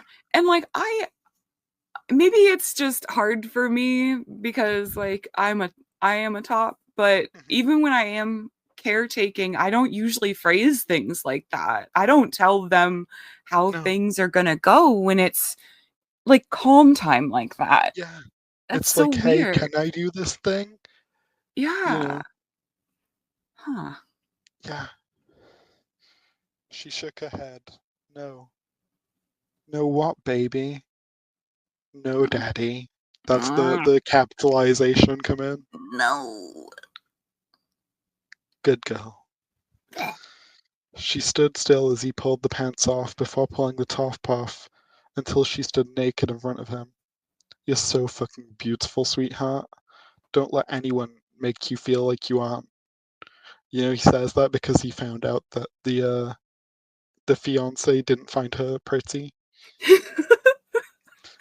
Uh, Don't let anyone make you feel unpretty. You're thin now. So therefore no one's allowed to say that. yeah.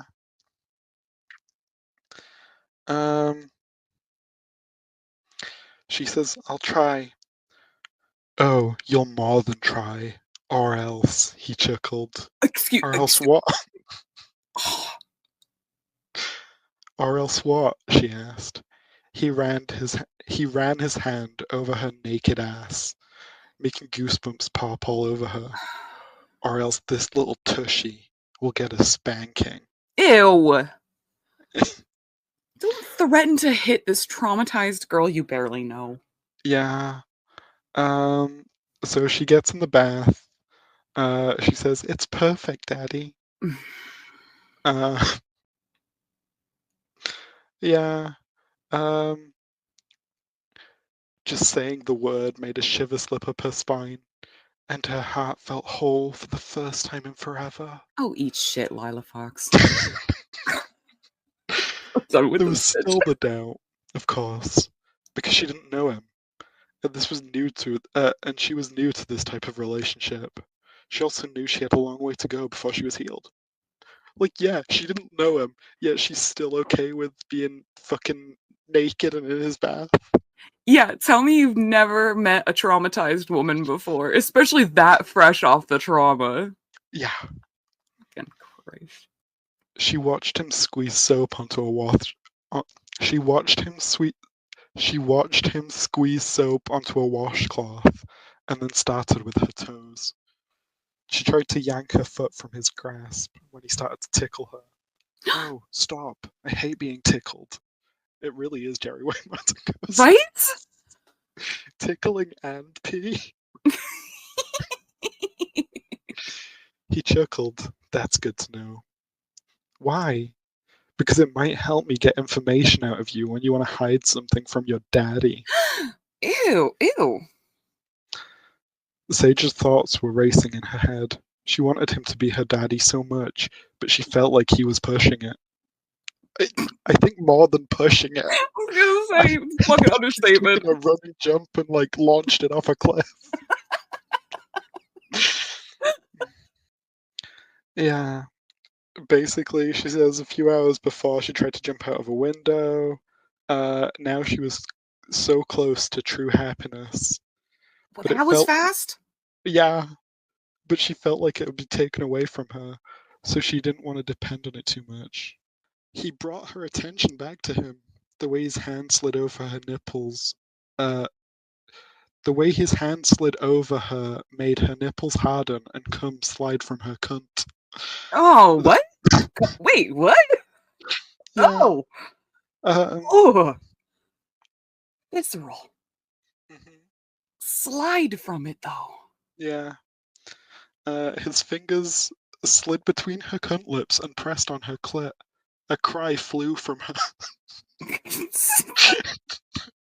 Where did she was? I just pictured a bird startling out of her mouth, like she swallowed it all. um, basically, she's never orgasmed before, Of and course not. yeah, uh, he gives her her first one in the bath.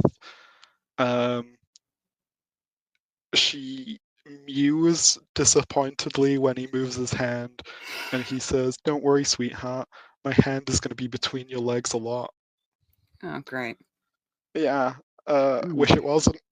You wish it wasn't, bud. Boy, Yeah. sure wish it wasn't. Um, so, um, he gets her out of the bath, um, and he says, "Don't go back. We handle what happened earlier, and we both learned a lot about each other. I want us to look ahead to our future together." Um, and basically, he is asking her to move in to his apartment. It's been a fucking day, God. That's Like, too fast. I thought lesbians moved fast. Right? This is fast for lesbians. The heads don't move this fast. Yeah. Uh, then chapter 13, he dries her off, and this time all of his touches were more platonic than sexual because he didn't want to overload her now. Oh, now she doesn't. Yeah, Okay. because she's come now, it's fine. Oh, of course. Um, he dries her off. They talk a bit more about moving in. She says, "But we hardly know each other." Uh, and he says, "Baby, we'll still be learning about each other in 20 years. We don't have to have sex anytime soon, but I want you to get used to me touching you." Mm. Mm-mm. What if I can never have sex? She stammered. "I can't guarantee you'll get to that point of intimacy where you trust me enough." Oh, no, sorry. "I can guarantee you'll get to that point of intimacy where you It, trust me enough." excuse me. Because he's a man and he knows a woman better than they know themselves, you know? True. I keep forgetting she's a woman and she can't make these determinations for herself. Yeah. Um, she says that she wants to move in, but "I'm just afraid of going too fast and messing this up." Like, he's not the one that's going. Right? Dude, this I'm motherfucker. in anguish right now. This is I who like it has to be written by fucking AI. Like, I refuse to believe a human wrote this. Yeah. Um, he says, "That's not going to happen. I've been looking for you for a long time. I can't think about anything that could tear us apart. I won't allow it." So I think that is another point to the he is a stalker. Mm-hmm. Mm-hmm. um, yeah, they talk and smile and like make dinner. They go to watch a movie, but it doesn't happen. Because do you know what does happen? They do sex. Uh, kind of. I'm like she gives him a hand job. I mean, you Um, could still watch a movie while you do that. I've done it tons of times. I guess. I don't think the way like it's described, she's not paying much attention to the movie. Oh, that's where she's fucking up. I pay Yeah, attention to the movie and just kind of just let my hand do whatever. yeah. Um, but like he gets hard, and then she's like, "Oh my god, it's hard." Maybe she And is a so like toddler. her entire attention becomes that. Oh yeah, Um, you know how sometimes you just there's a wiener anywhere near you and you're just like, oh my god, I can't. If it's hard, I can't help but like just please. I'm so bored by hard dicks half the time. right? Um, he after that, like he comes, I guess, and then they go and make food. It says for the next hour they made a simple meal together. And I don't Well, know what? what simple meal takes an hour.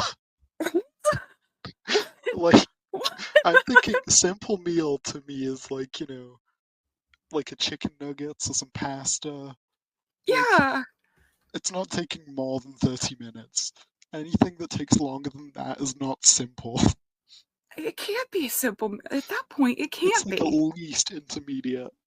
Like a simple meal, I would think pasta too. And the only way to make that stretched into an hour would be if you made the sauce and the pasta itself.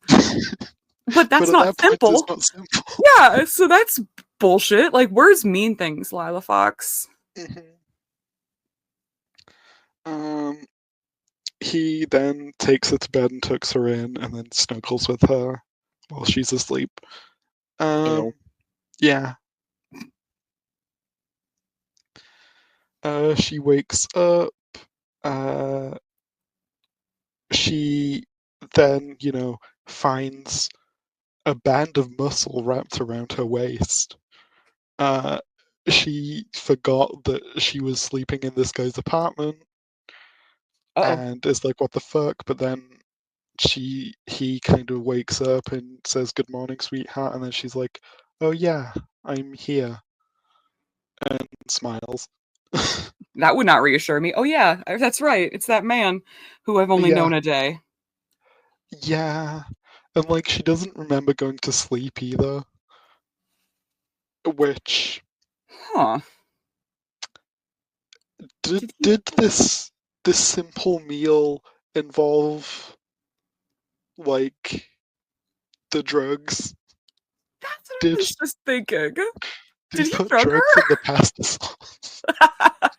He's like, "Oh yeah, interesting. Wow, you got real sleepy real quick. No wonder you don't Yeah, remember it. Don't think about how the pasta tasted last night."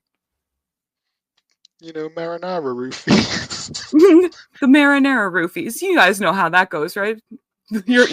Your first sleepover with your new partner marinara roofies. Those. Yeah. He also says, "I will never hurt you or push you beyond your limits." Oh, what says man who Again, made her have panic attack that caused her to hurt herself? apart from all the times he has, but he won't. He He won't. promises. Starting now, he won't. Just ignore all the stuff before. From here on out, except for the next time it happens. He gripped a chunk of her hair to hold her steady. "I Uh? want you to need me as much as I need you." You don't know each other. Well, he knows her because he stalked her. Well, that's true. That's true. And also, what But does he need her for? Like, other than to nut? yeah, but like this is literally like 2 paragraphs from him saying, "I'm never gonna hurt you," and then he grips her hair. Right? Like I think that's probably one of the most painful places to grab someone. Yeah, it fucking hurts. Yeah. Um. Oh, they fuck. Um. Just the ways. Oh, they fuck. Well, they were having a conversation. Uh. And I'm like, okay. So I look to like see where the conversation's going because they don't say much at the start. That's a big thing. Like the dialogue here, they say a lot of nothing. Yeah, that sounds about right, Um. actually. Yeah. And so I flip over to see what like the actual point of this conversation is, and no, it doesn't continue. They just fuck. Um, he tells her, "You'll sleep naked now too. I don't want anything between us." Ah. hmm I hate this Uh, motherfucker. yeah. Oh, so it when her hand tried to touch his cock, he grabbed onto it. Daddy didn't say it was okay to touch his cock, did he? He asked. But I thought it would make you feel good. Sebastian chuckled. Fuck yeah, it would, but I'm too damn close to losing it, and I want to stay in control this first time. So, like, just her touching would apparently, like, be too much. It's like Like, that Lonely Island song about coming in your pants. Like, I open the window and a stiff breeze rolls in and I come in my pants. And I jizz yeah. in my. That's it. That's what he's just a. All she has to do is like slightly bump it and he's gone. I have to imagine this man is just furiously praying constantly.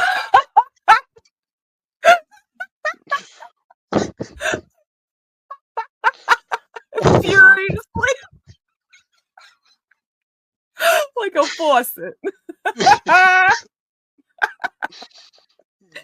Oh, You fuck. know how, like, in these books, like, the women's panties are always completely drenched whenever the man's around? Yeah.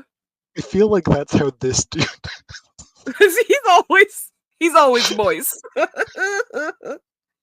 He's always at least a couple fingers deep in the pre. He must be so feisty.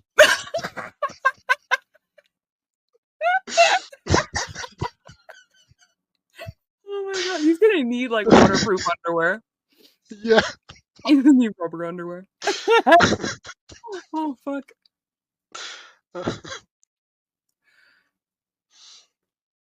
um, I also realize now. I don't think I picked up on it when the first time I read this, but it's always cunt is the word used. Really? Like Ew. every time. Yeah. Like I remember you and Estelle talking about this. Yeah. Like I'm curious now if Lila is British, but I feel like even British erotica that I've read doesn't typically use cunt. Not usually. It's honestly something I've seen more on like fan fiction and like Wattpad than like published romance. So it always makes me think of like fan fiction when I see it a lot in a book. Also, Peanut just asked me if we're still recording. Peanut, he's desperate. He's so bored. I know, right? He's sending I'm stuff to like surprised he hasn't just started spamming the group. I know, right? Um, and I think I'm slightly concerned at the paragraph to end this chapter. He pulled out and pushed 2 fingers into her. The stretching sensation should have concerned her, but it only made her need for him to. But it only made her need for him grow.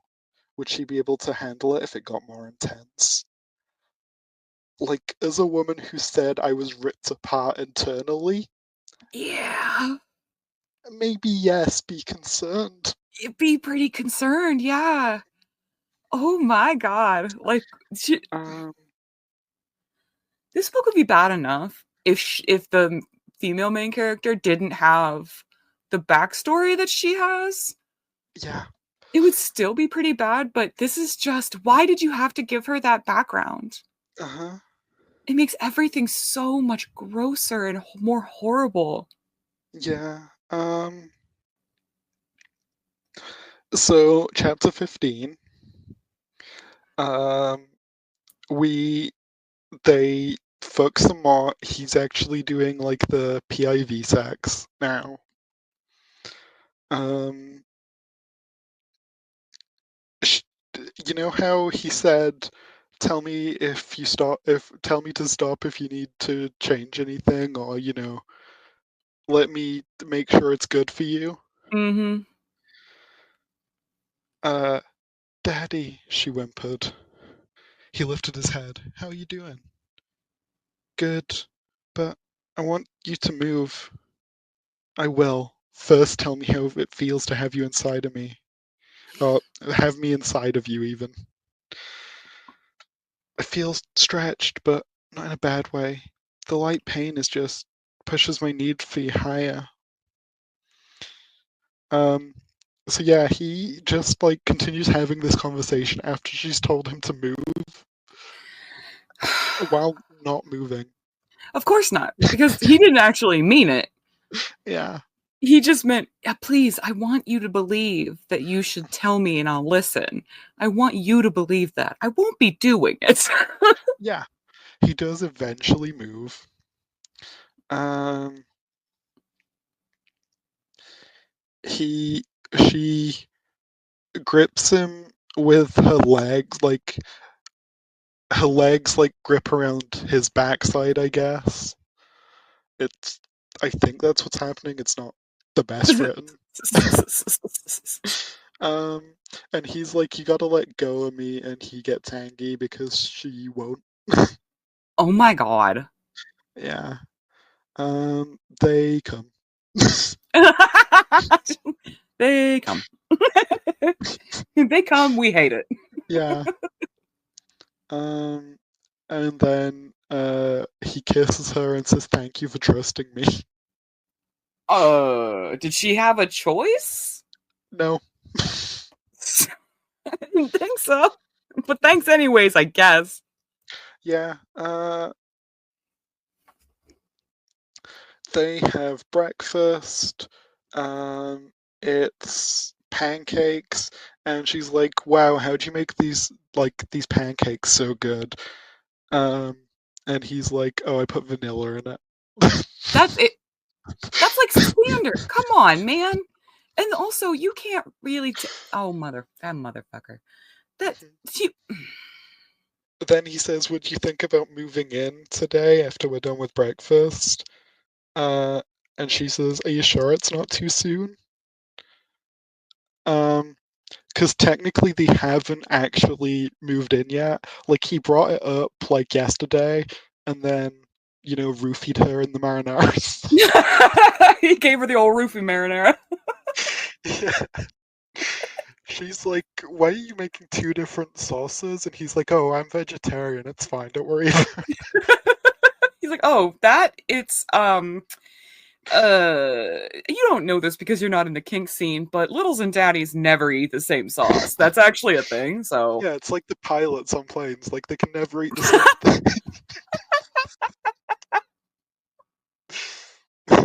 oh my god.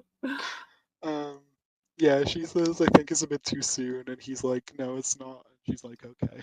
But why did he ask her opinion if he wasn't gonna listen to her? Yeah. Um, chapter 16. Um, oh, this is fun. Is it? Well, the roles get reversed here. Hmm. Sage grinned as she walked up to her daddy's office door. She stopped outside when she heard her name. I knew I'd seen her before, but I didn't know where, Sebastian said. Apart from when he was stalking her, but it's fine. I didn't know where until I read over the report of the group we saved. I remember that. She was in rough shape. You'll have to decide if it's something you want her to know, Kaysen said. I already know I don't. She doesn't need any more turmoil in her life. We finally got to a point where she's comfortable. Better yet, she smiles and laughs all the time now. I don't want to take that away. You don't think she'll remember you? Kaysen asked. I doubt it. It was chaos back there when the feds rushed in. The bastards that were there fought but were quickly subdued. The woman screamed, which was understandable. They'd been traumatized. And here come more men. I hated terrifying them, but that was the only way to get them out of there. I'm not sure about that. That's really the Like, only way. yeah. Oh, Um, Jesus. so essentially, this is where we find out that Sebastian was actually, went undercover at the same trafficking that Sage was at, and it totally hasn't been foreshadowed or anything. Oh yeah, no, I'm sure no one can figure that out. We didn't know this from chapter 3 where he was introduced. Yeah, oh god, no. No. That's only if you, I mean, you Um, would know that if you were paying attention, but who is? Really? yeah.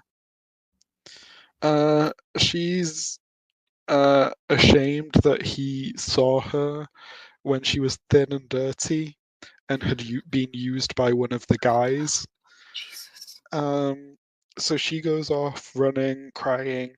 Uh, she doesn't want to see him, so she runs to her old apartment where everything's been taken out. Uh, like they moved in. It's Oh, okay, yeah. Sorry, I forgot yeah, there no, was like she's a not time been jump. robbed. Oh my god. I forgot there was like a little bit of a time jump and I was like, wait, he had everything packed up like in the intervening hour since breakfast. Like, yeah. Um, to be fair, I don't think she had much because it said that she knows where all of her stuff from pre being trafficked is in storage, but she couldn't face going and picking it up. Oh yeah, she probably could just throw everything in a backpack. Yeah. Yeah. Um, she doesn't know what to do. She says she wants to talk to Lacey, but Lacey, because she can't lie, would tell Kaysen, and then Kaysen would tell Sebastian. Uh, so yeah, uh, she doesn't have any bank or anywhere else in the city to go. She doesn't know what to do. Uh, she says like if she went to her dad, like he would help her, but would essentially control her, and she can't let that happen. And I think this is where she finds, or we find, she's got like a hidey hole in that, like, it says she used YouTube to make like a false back in her closet, and she goes and hides in there. That's smart. And yeah, uh, it's like the only thing that Sebastian doesn't know about the apartment, but it doesn't stay that way for long. Um, and Sebastian just keeps ringing her and leaving her voicemails, and each one's more and more angry because that's a natural reaction to this. Yeah, that's what you should be doing. You shouldn't be worried, you should be furious. Yeah. Um, chapter 17. He paces back and forth as he calls his little again. It says he was going to freak out if he didn't hear back from her voice in the next 10 minutes. Oh my god. Yeah. He's asking Kaysen where she is, and Kaysen's like, "How the fuck am I supposed to know?" And he says, "No, Kaysen, please tell me somebody can't come into the building and kidnap a woman. Not unless your name's Sebastian." Yeah, apparently you're allowed to do that. Yeah. Um, he says it's impossible.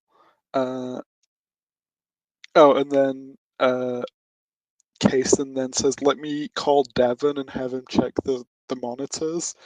So I guess it's not Sebastian's job to watch CCTV all day.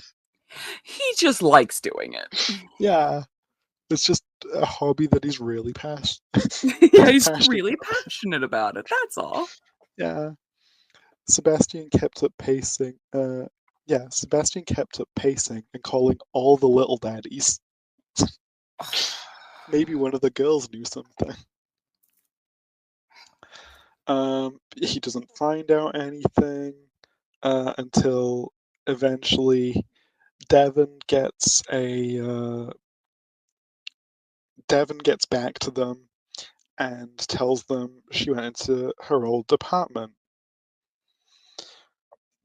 Uh, Lacey and Kason then follow to Sebastian.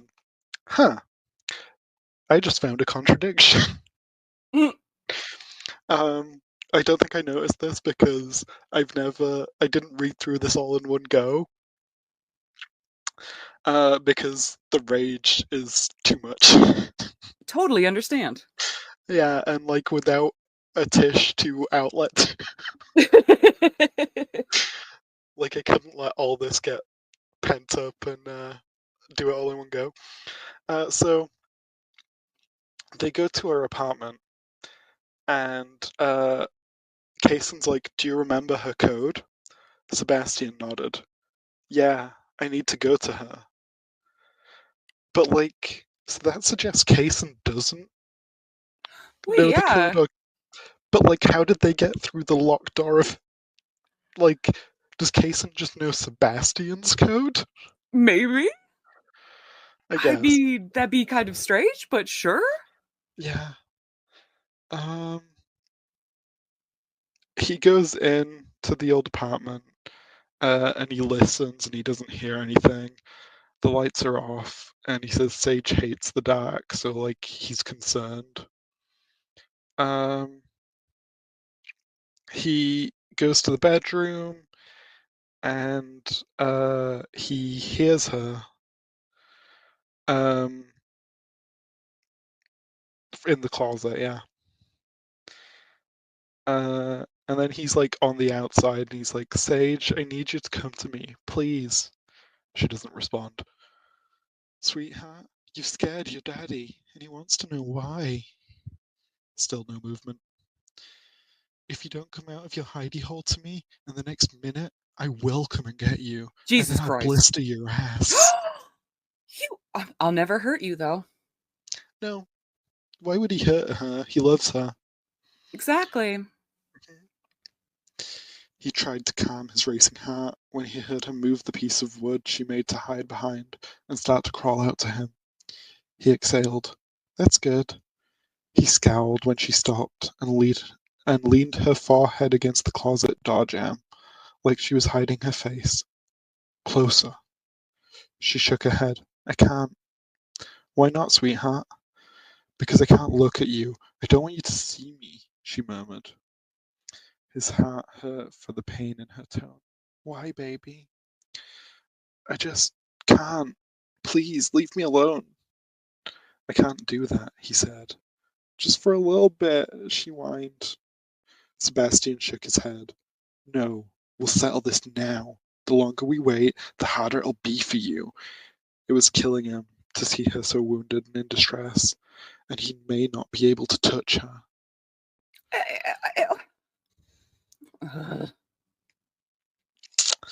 Yeah, she wants him to leave.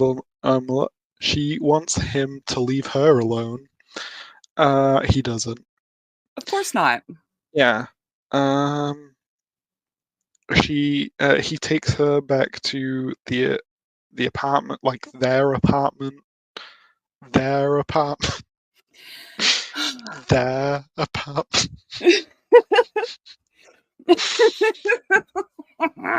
Fuck. Mhm. Um, he's angry, and so he takes her into the bedroom and stripped her pants and panties off before laying her over his lap. It made her angry just how easy he could handle her, even when she was out of control. She felt the heat of his hand on her ass. Sweetheart, you get a choice. You either get spanked or I call Alex to come and sedate you. Which is it? What the fuck? What the fuck? So, like, a dude who says that is definitely not against using roofies. No, he is not. Oh Um, my god. He's like, I'll either spank you or you have to have more pasta. Your sleepy time pasta. I I think in my head it's just that like he's like these roofies are getting expensive. If I call Alex, like he'll come do it for free. Yeah, it's great that they have like a absolutely unscrupulous doctor Yeah. who will just pop by and sedate the women that they're creeping out. Um. Yeah. Then essentially they talk, and he admits that he'd been undercover in the group. Um. She's like, but I was so damaged. And he's Oh like, Jesus. yeah, but I love you. And I'm the luckiest man and daddy in the world to have found someone so perfect for me. Uh, that's about it. He says, I'd kill anyone that would take me away from you or hurt you in any way. And like, go ahead and off yourself, I I was just guess. gonna say, when are you gonna kill yourself then? Mister, I'll either spank you or I'll call someone to sedate you. I'll never hurt Yeah. you. Mhm. Um, they they're about to fuck, and he says she can be in control this time, and she's like, but this guy's dominant. How can he let me have control? Oh my god. That's how naive she is about the kink scene, and she should not be engaging in this. Yeah. Um, dominant here is not capitalized, which I'm glad about because he doesn't deserve the respect for a fucking capital. Yeah. Um, but yes, this man is dominant. He is not a dominant. Um, she sucks him. Um, he is actually furiously pre. He's furiously preying again. This fucking faucet. Um, so she pulls down his pants. Uh, she nodded. She maneuvered. She nodded. She maneuvered his clothing down to his thighs, and she nodded. She maneuvered his clothing down to his thighs, and deemed it good enough. The sight of his hard cock, with a drop of cum oozing from the head, made her mouth water. She didn't want to wait another second. Oozing? Yeah. Come on. Is this Mr. Sweet Juice? Stop it. Um, and I don't think that's like because he doesn't like. I'm almost certain that's pre That is pre. certified pre. He's a certified preer. um, yeah, they she sucks him, and then he fucks her. He says it's hard for him to give up control. Who would have guessed? Um, they don't use lube. Oh, for anal, which is a great idea. Of course. What? Mhm. What? What? Like they don't even use soap. They don't even use soap. um, this she's about to come, and she says, "Daddy, make me fly." What?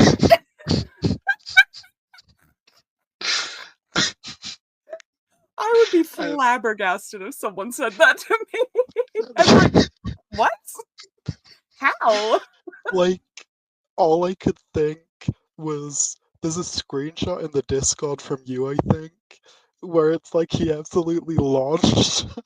Yes, yes, yes. And that's all I could think of. Oh Yeah.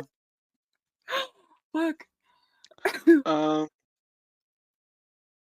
and then so she comes, he also comes. Then they're Aw, like, that's nice for him. yeah, let's get a pizza. And she's like, can I have cheese? And then he's like, yeah, fine, you can have a bar pizza.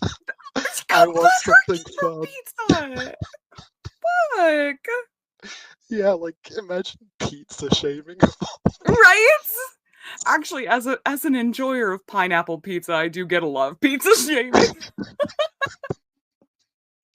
Same. Like Peanut was there the other day.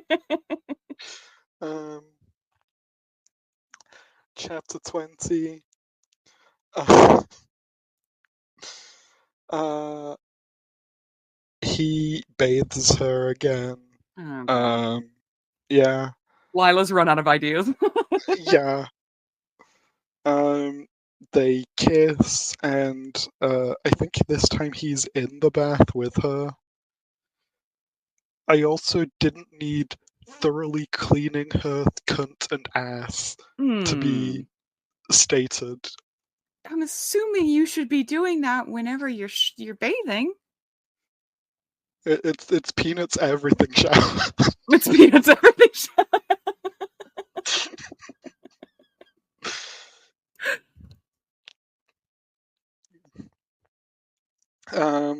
But yeah, he bathes her for like 4 pages.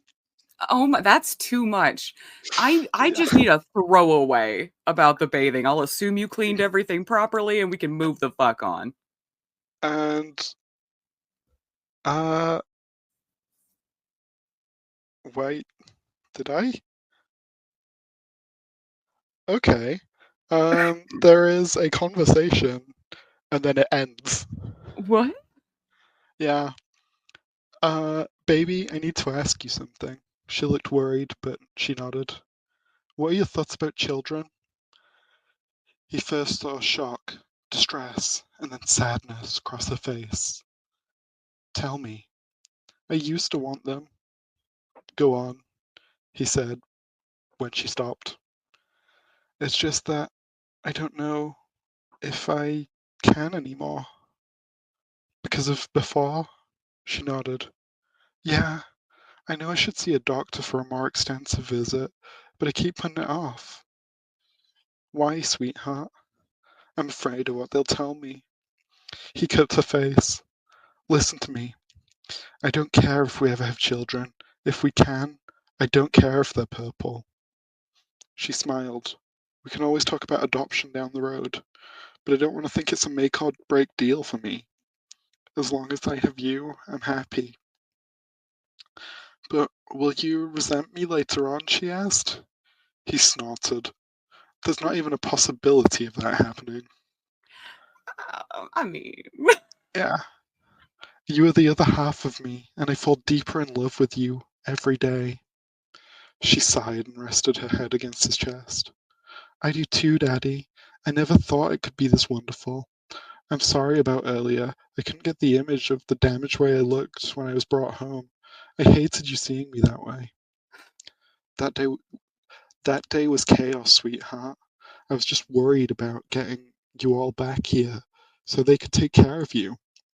He tipped her head up. Don't ever run and hide from me again. She nodded. He kissed her lips.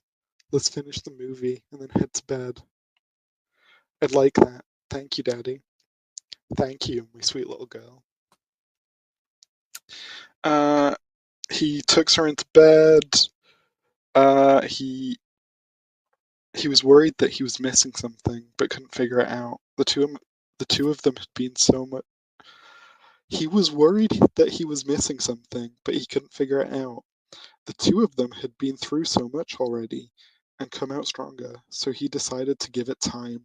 First time on the second to last page that he's ever given anything time. He's suddenly like, maybe we can slow down now that I've gotten all the things that I wanted and I can control her every movement. Yeah. Maybe I can finally give her some time. Uh, he didn't want anything between them, not even air. His mind finally settled enough that he could sleep. The last thought he had before sleep claimed him was how did he get so lucky to find his little? Not only a little, but she was the perfect one for him. He must be doing something right. The end. I don't think he's done anything right the whole book. Me too. Not a fucking thing. Yeah, and then we get a bonus chapter of a different series by Lila, which I haven't read, so I'm not gonna go through. But yeah, we get the first Audacious. chapter of McLean Mafia Men series. No. Yeah. Oh, I'm sure she does real well with that. Mhm. Gross. So that was Daddy's Damaged Little Girl by Lila Fox. That was definitely a 4 out of 5 stars. I can see why the Goodreads is so high. For sure. I loved it. Every bit of it. You could tell by all the groaning and screaming I did.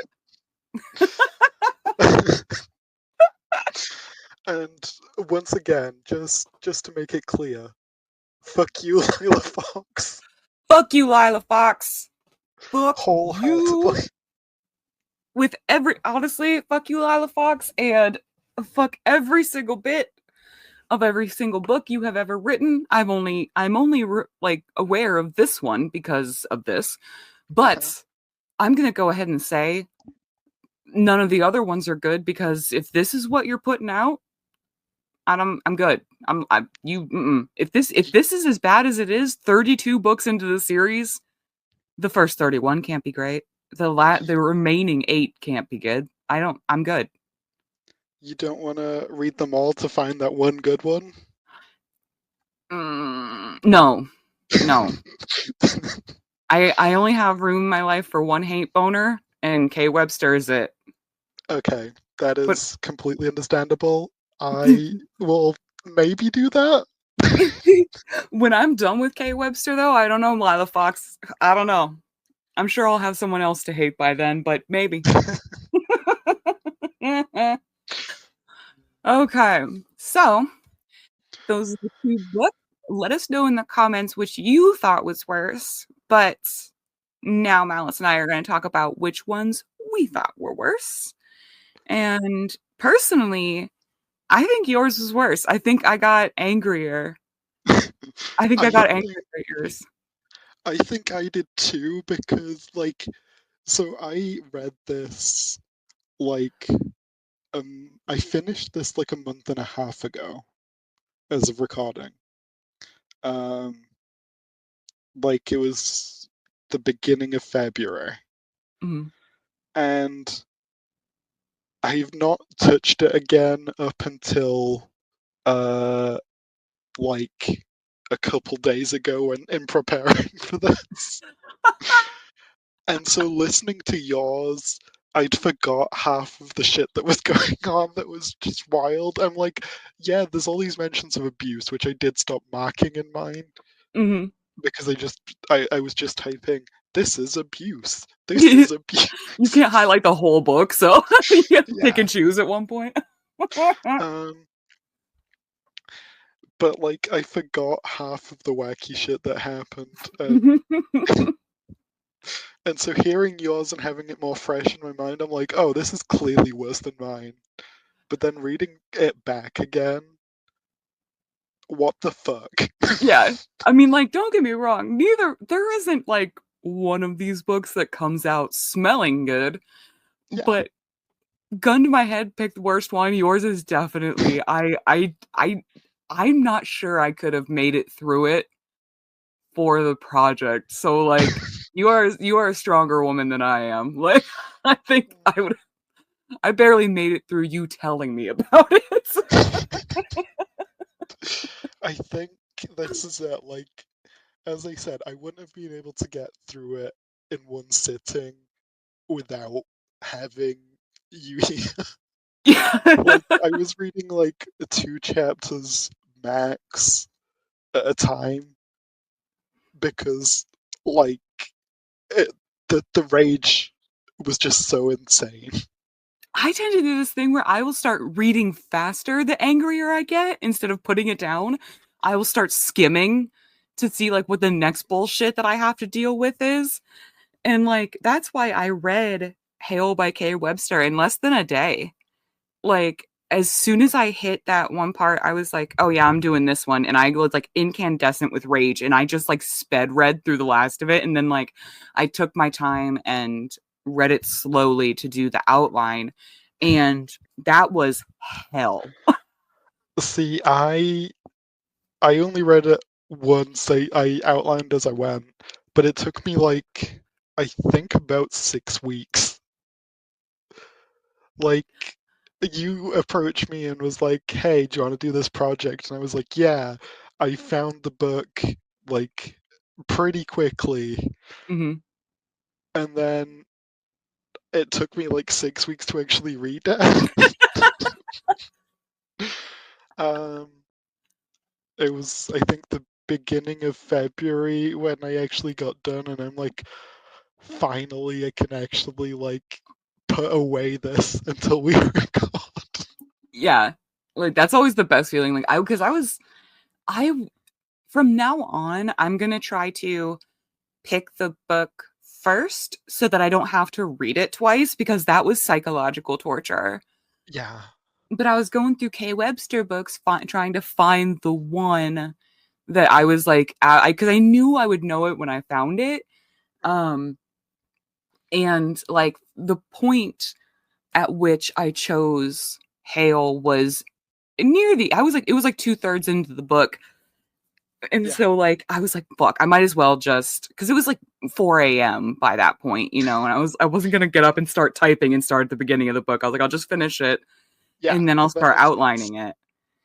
And having to outline it, having to read through each page again. Uh-huh. Never again. Never again. I'm outlining as I go from now on. I'm just picking the book and hoping it's bad. Yeah. I mean, I read a lot of this twice, but like it was never. I. It would be like I'd read a chapter and then come to my partner and be like, "This this chapter was wild," and this was about every fucking chapter. Yeah. And she's like, "Oh, what happened?" And I'm like, "I'm not gonna summarize. I'm just gonna read you the entire chapter."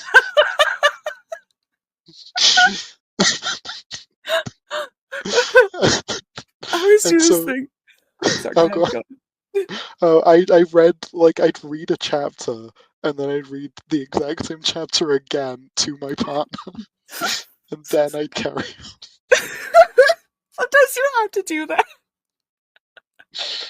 What I do, what I do with Gomez is like the first time I'm like, I want to. This is some bullshit. I'm going to tell him about this. I'm like, no, it's not. Just you know, I don't feel like explaining the whole book up until this point, so I'm just going to ignore it. And then by the time there's so many things that I'm like, I have to tell him about this. It's like halfway through the book, and then I'm going to have to spend an hour telling him every single thing that's happened in the book so far, and I know I'm going to have to do that. I Yeah, understand that.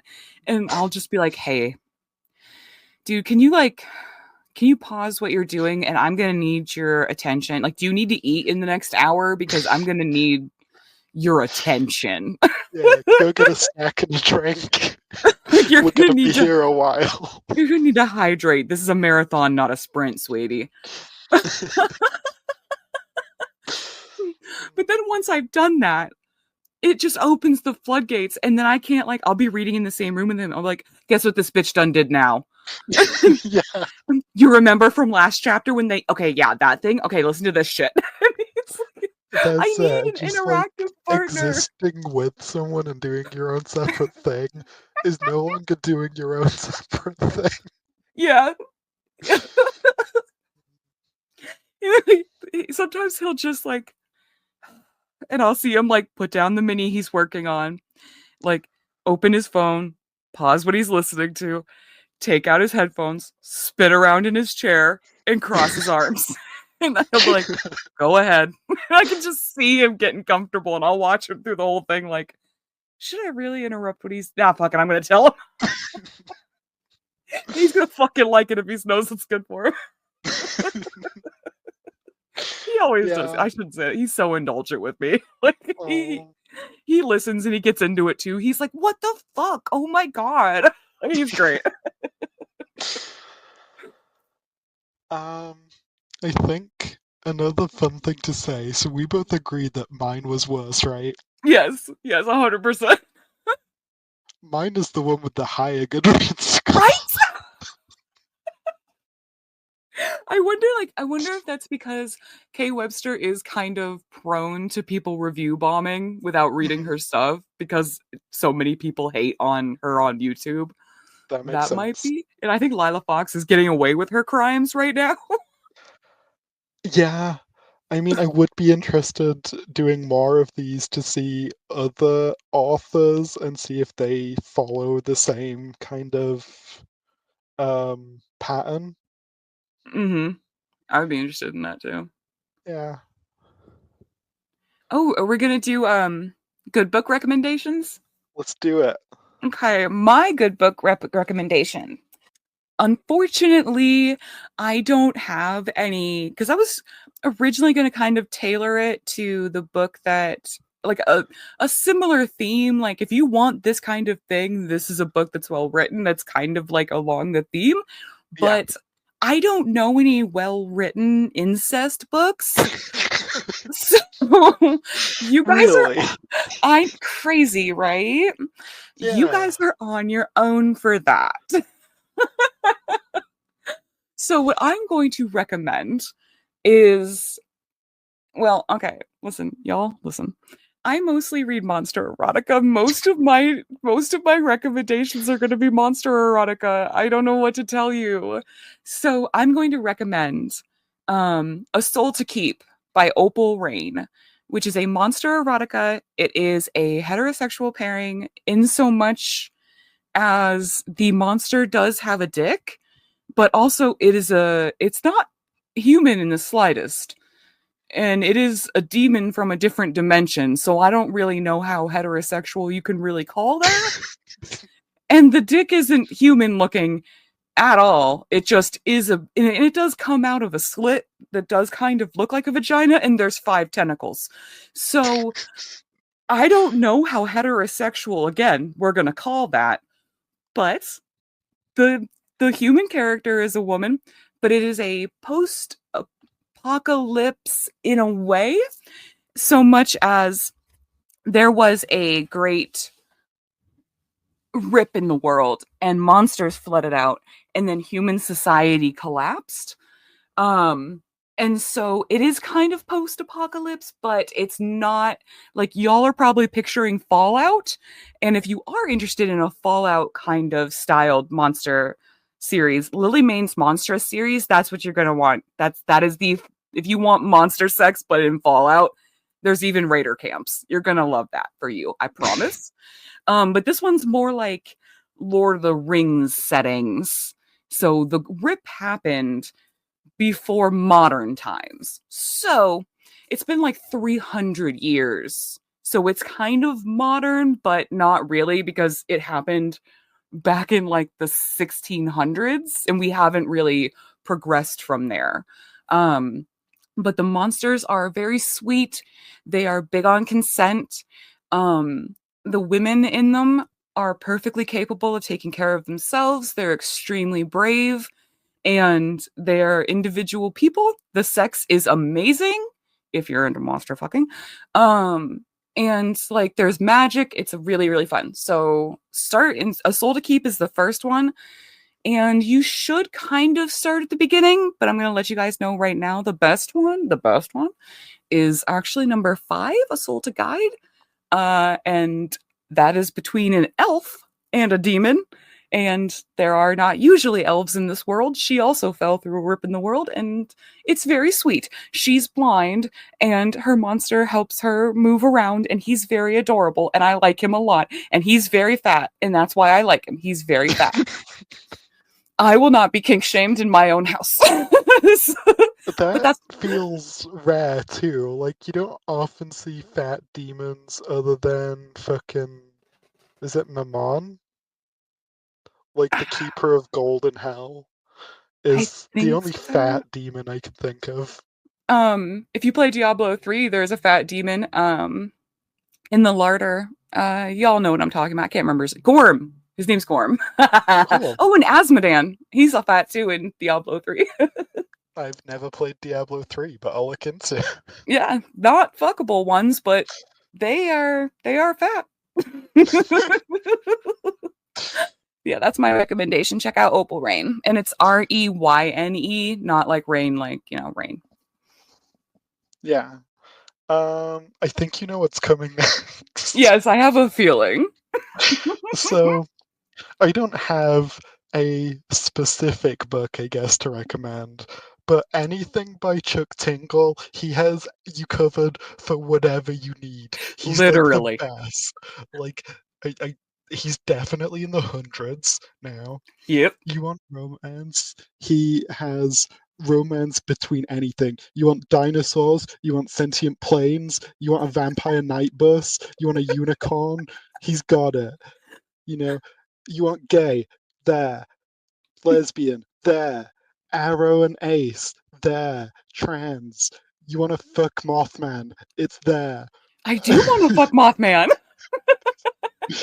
But also, if you're not looking for weird eroticas that are the best thing ever and you should be, so why aren't you? But like, if you're not, he also writes horror books and they are amazing. Like, the one I read last was Bury Your Gaze, and unlike his Tinglers, these are full-size novels. The Tinglers are shorter, but the horror novels and Bury Your Gaze in particular, it's kind of a critique on AI and the, how AI is ruining. They're using AI to bring people back who, for films long after they're dead, and it's kind of a critique on that. And I really loved it. The character's gay, the main character, and he's being told, "Hey, by the network, you need to kill off your main characters," and he's like, "No." Um, then he gets hunted down. So the main character works as a horror director, and he gets hunted down by his own monsters in the real world. That does sound really Um, good. yeah, it is. And he's like, "What the fuck?" And the best thing is, so like, I'm Ace. Everybody knows this in the Discord because I don't shut up. um, but like, there's an Ace character who like it's actually plot relevant. It's not just like, oh yeah, this character's Ace and just brushed off. It means something, and if she wasn't, then the narrative wouldn't have turned out the same way. Oh, I love And that. yeah, it's it's so good. And in the end, he works on a new series called The Queeros that are just like a superhero bunch of just gay people. That would work on me. Yeah, and that's just the best thing. So again, yeah, that's Bury Your Gaze by Chuck Tingle. Yeah, read either of those books instead of this. Anything Chuck Tingle's ever done, read that instead of either of these. Please, God. Yeah. Fuck's sake, read fan fiction instead of these. At least at that point, it's okay if it's bad. Yeah.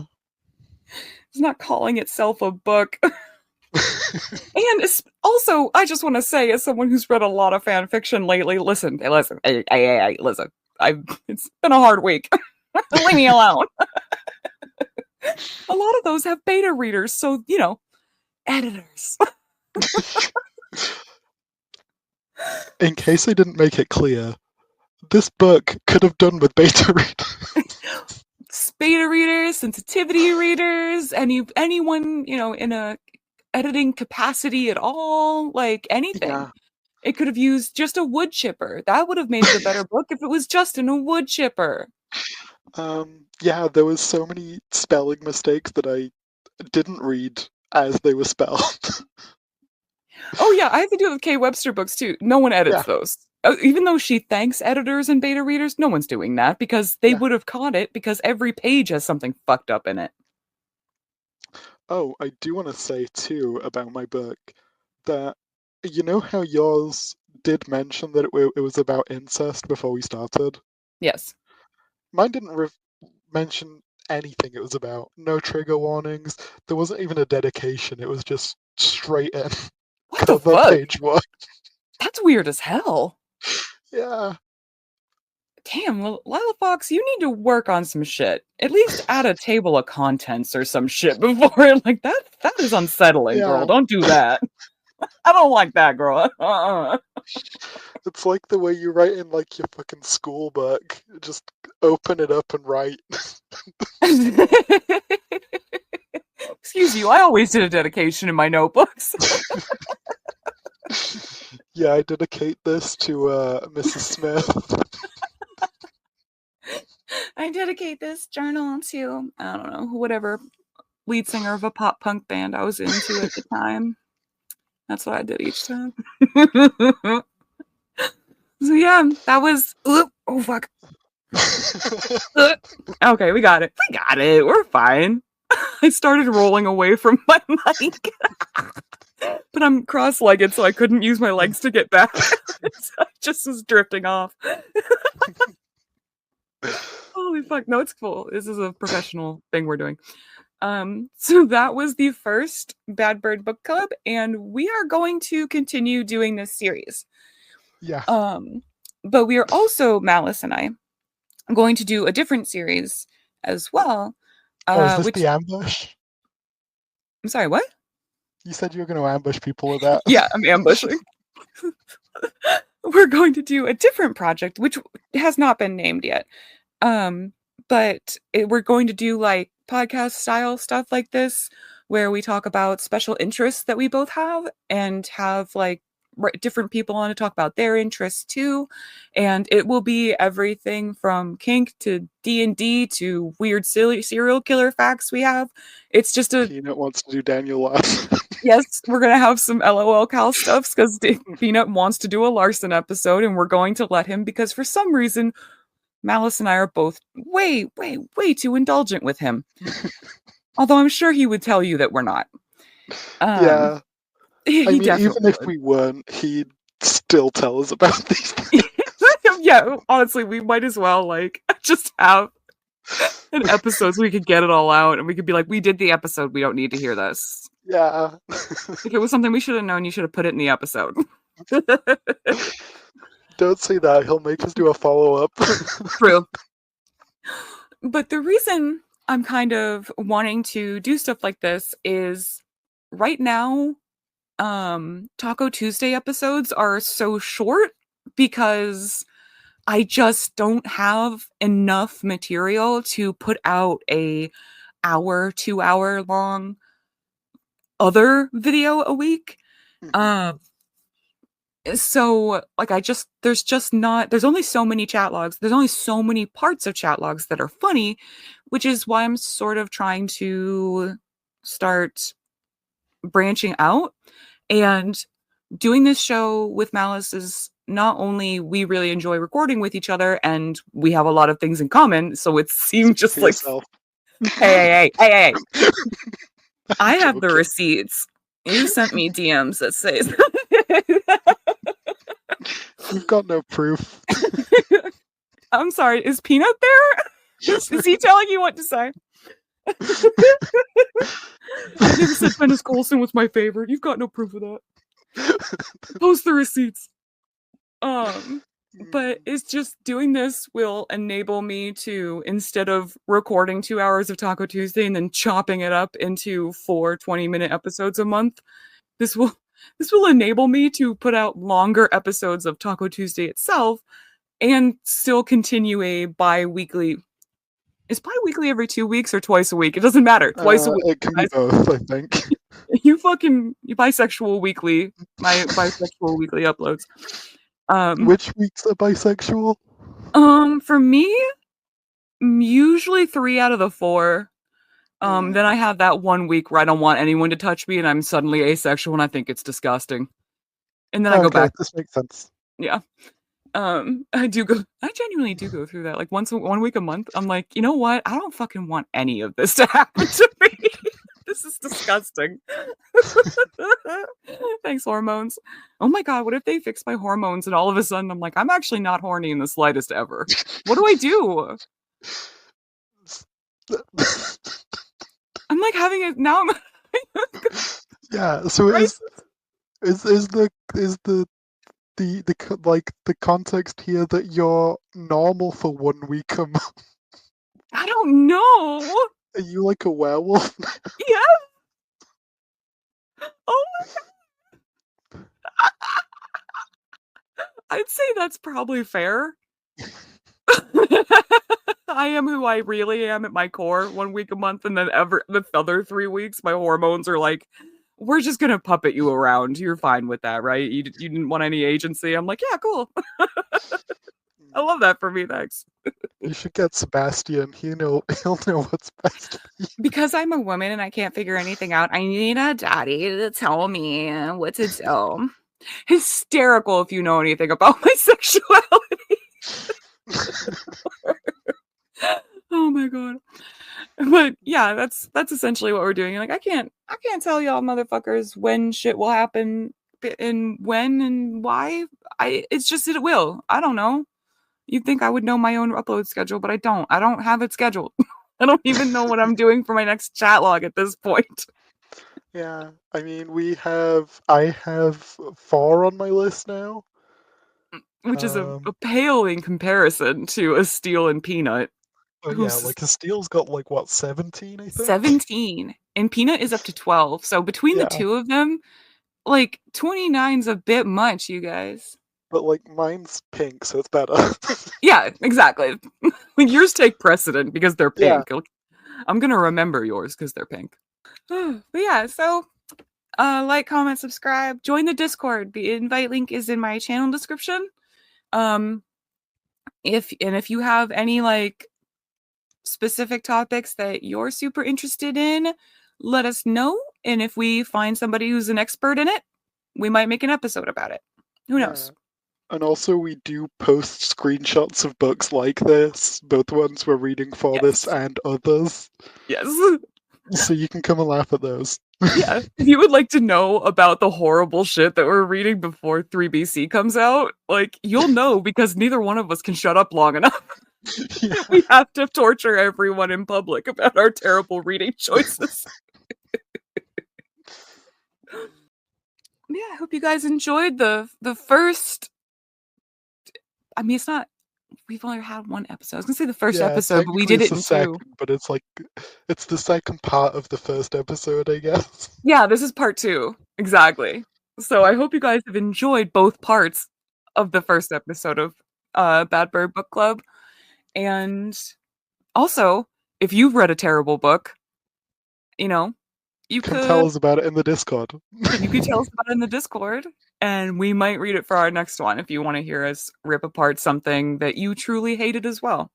Yeah.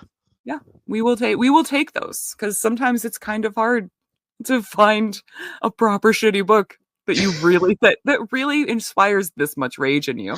Yeah, I looked out and I'm so glad.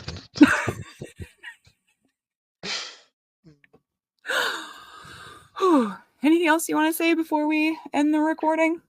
No, I don't think so. Okie doke. You want to say goodbye? Goodbye. Bye.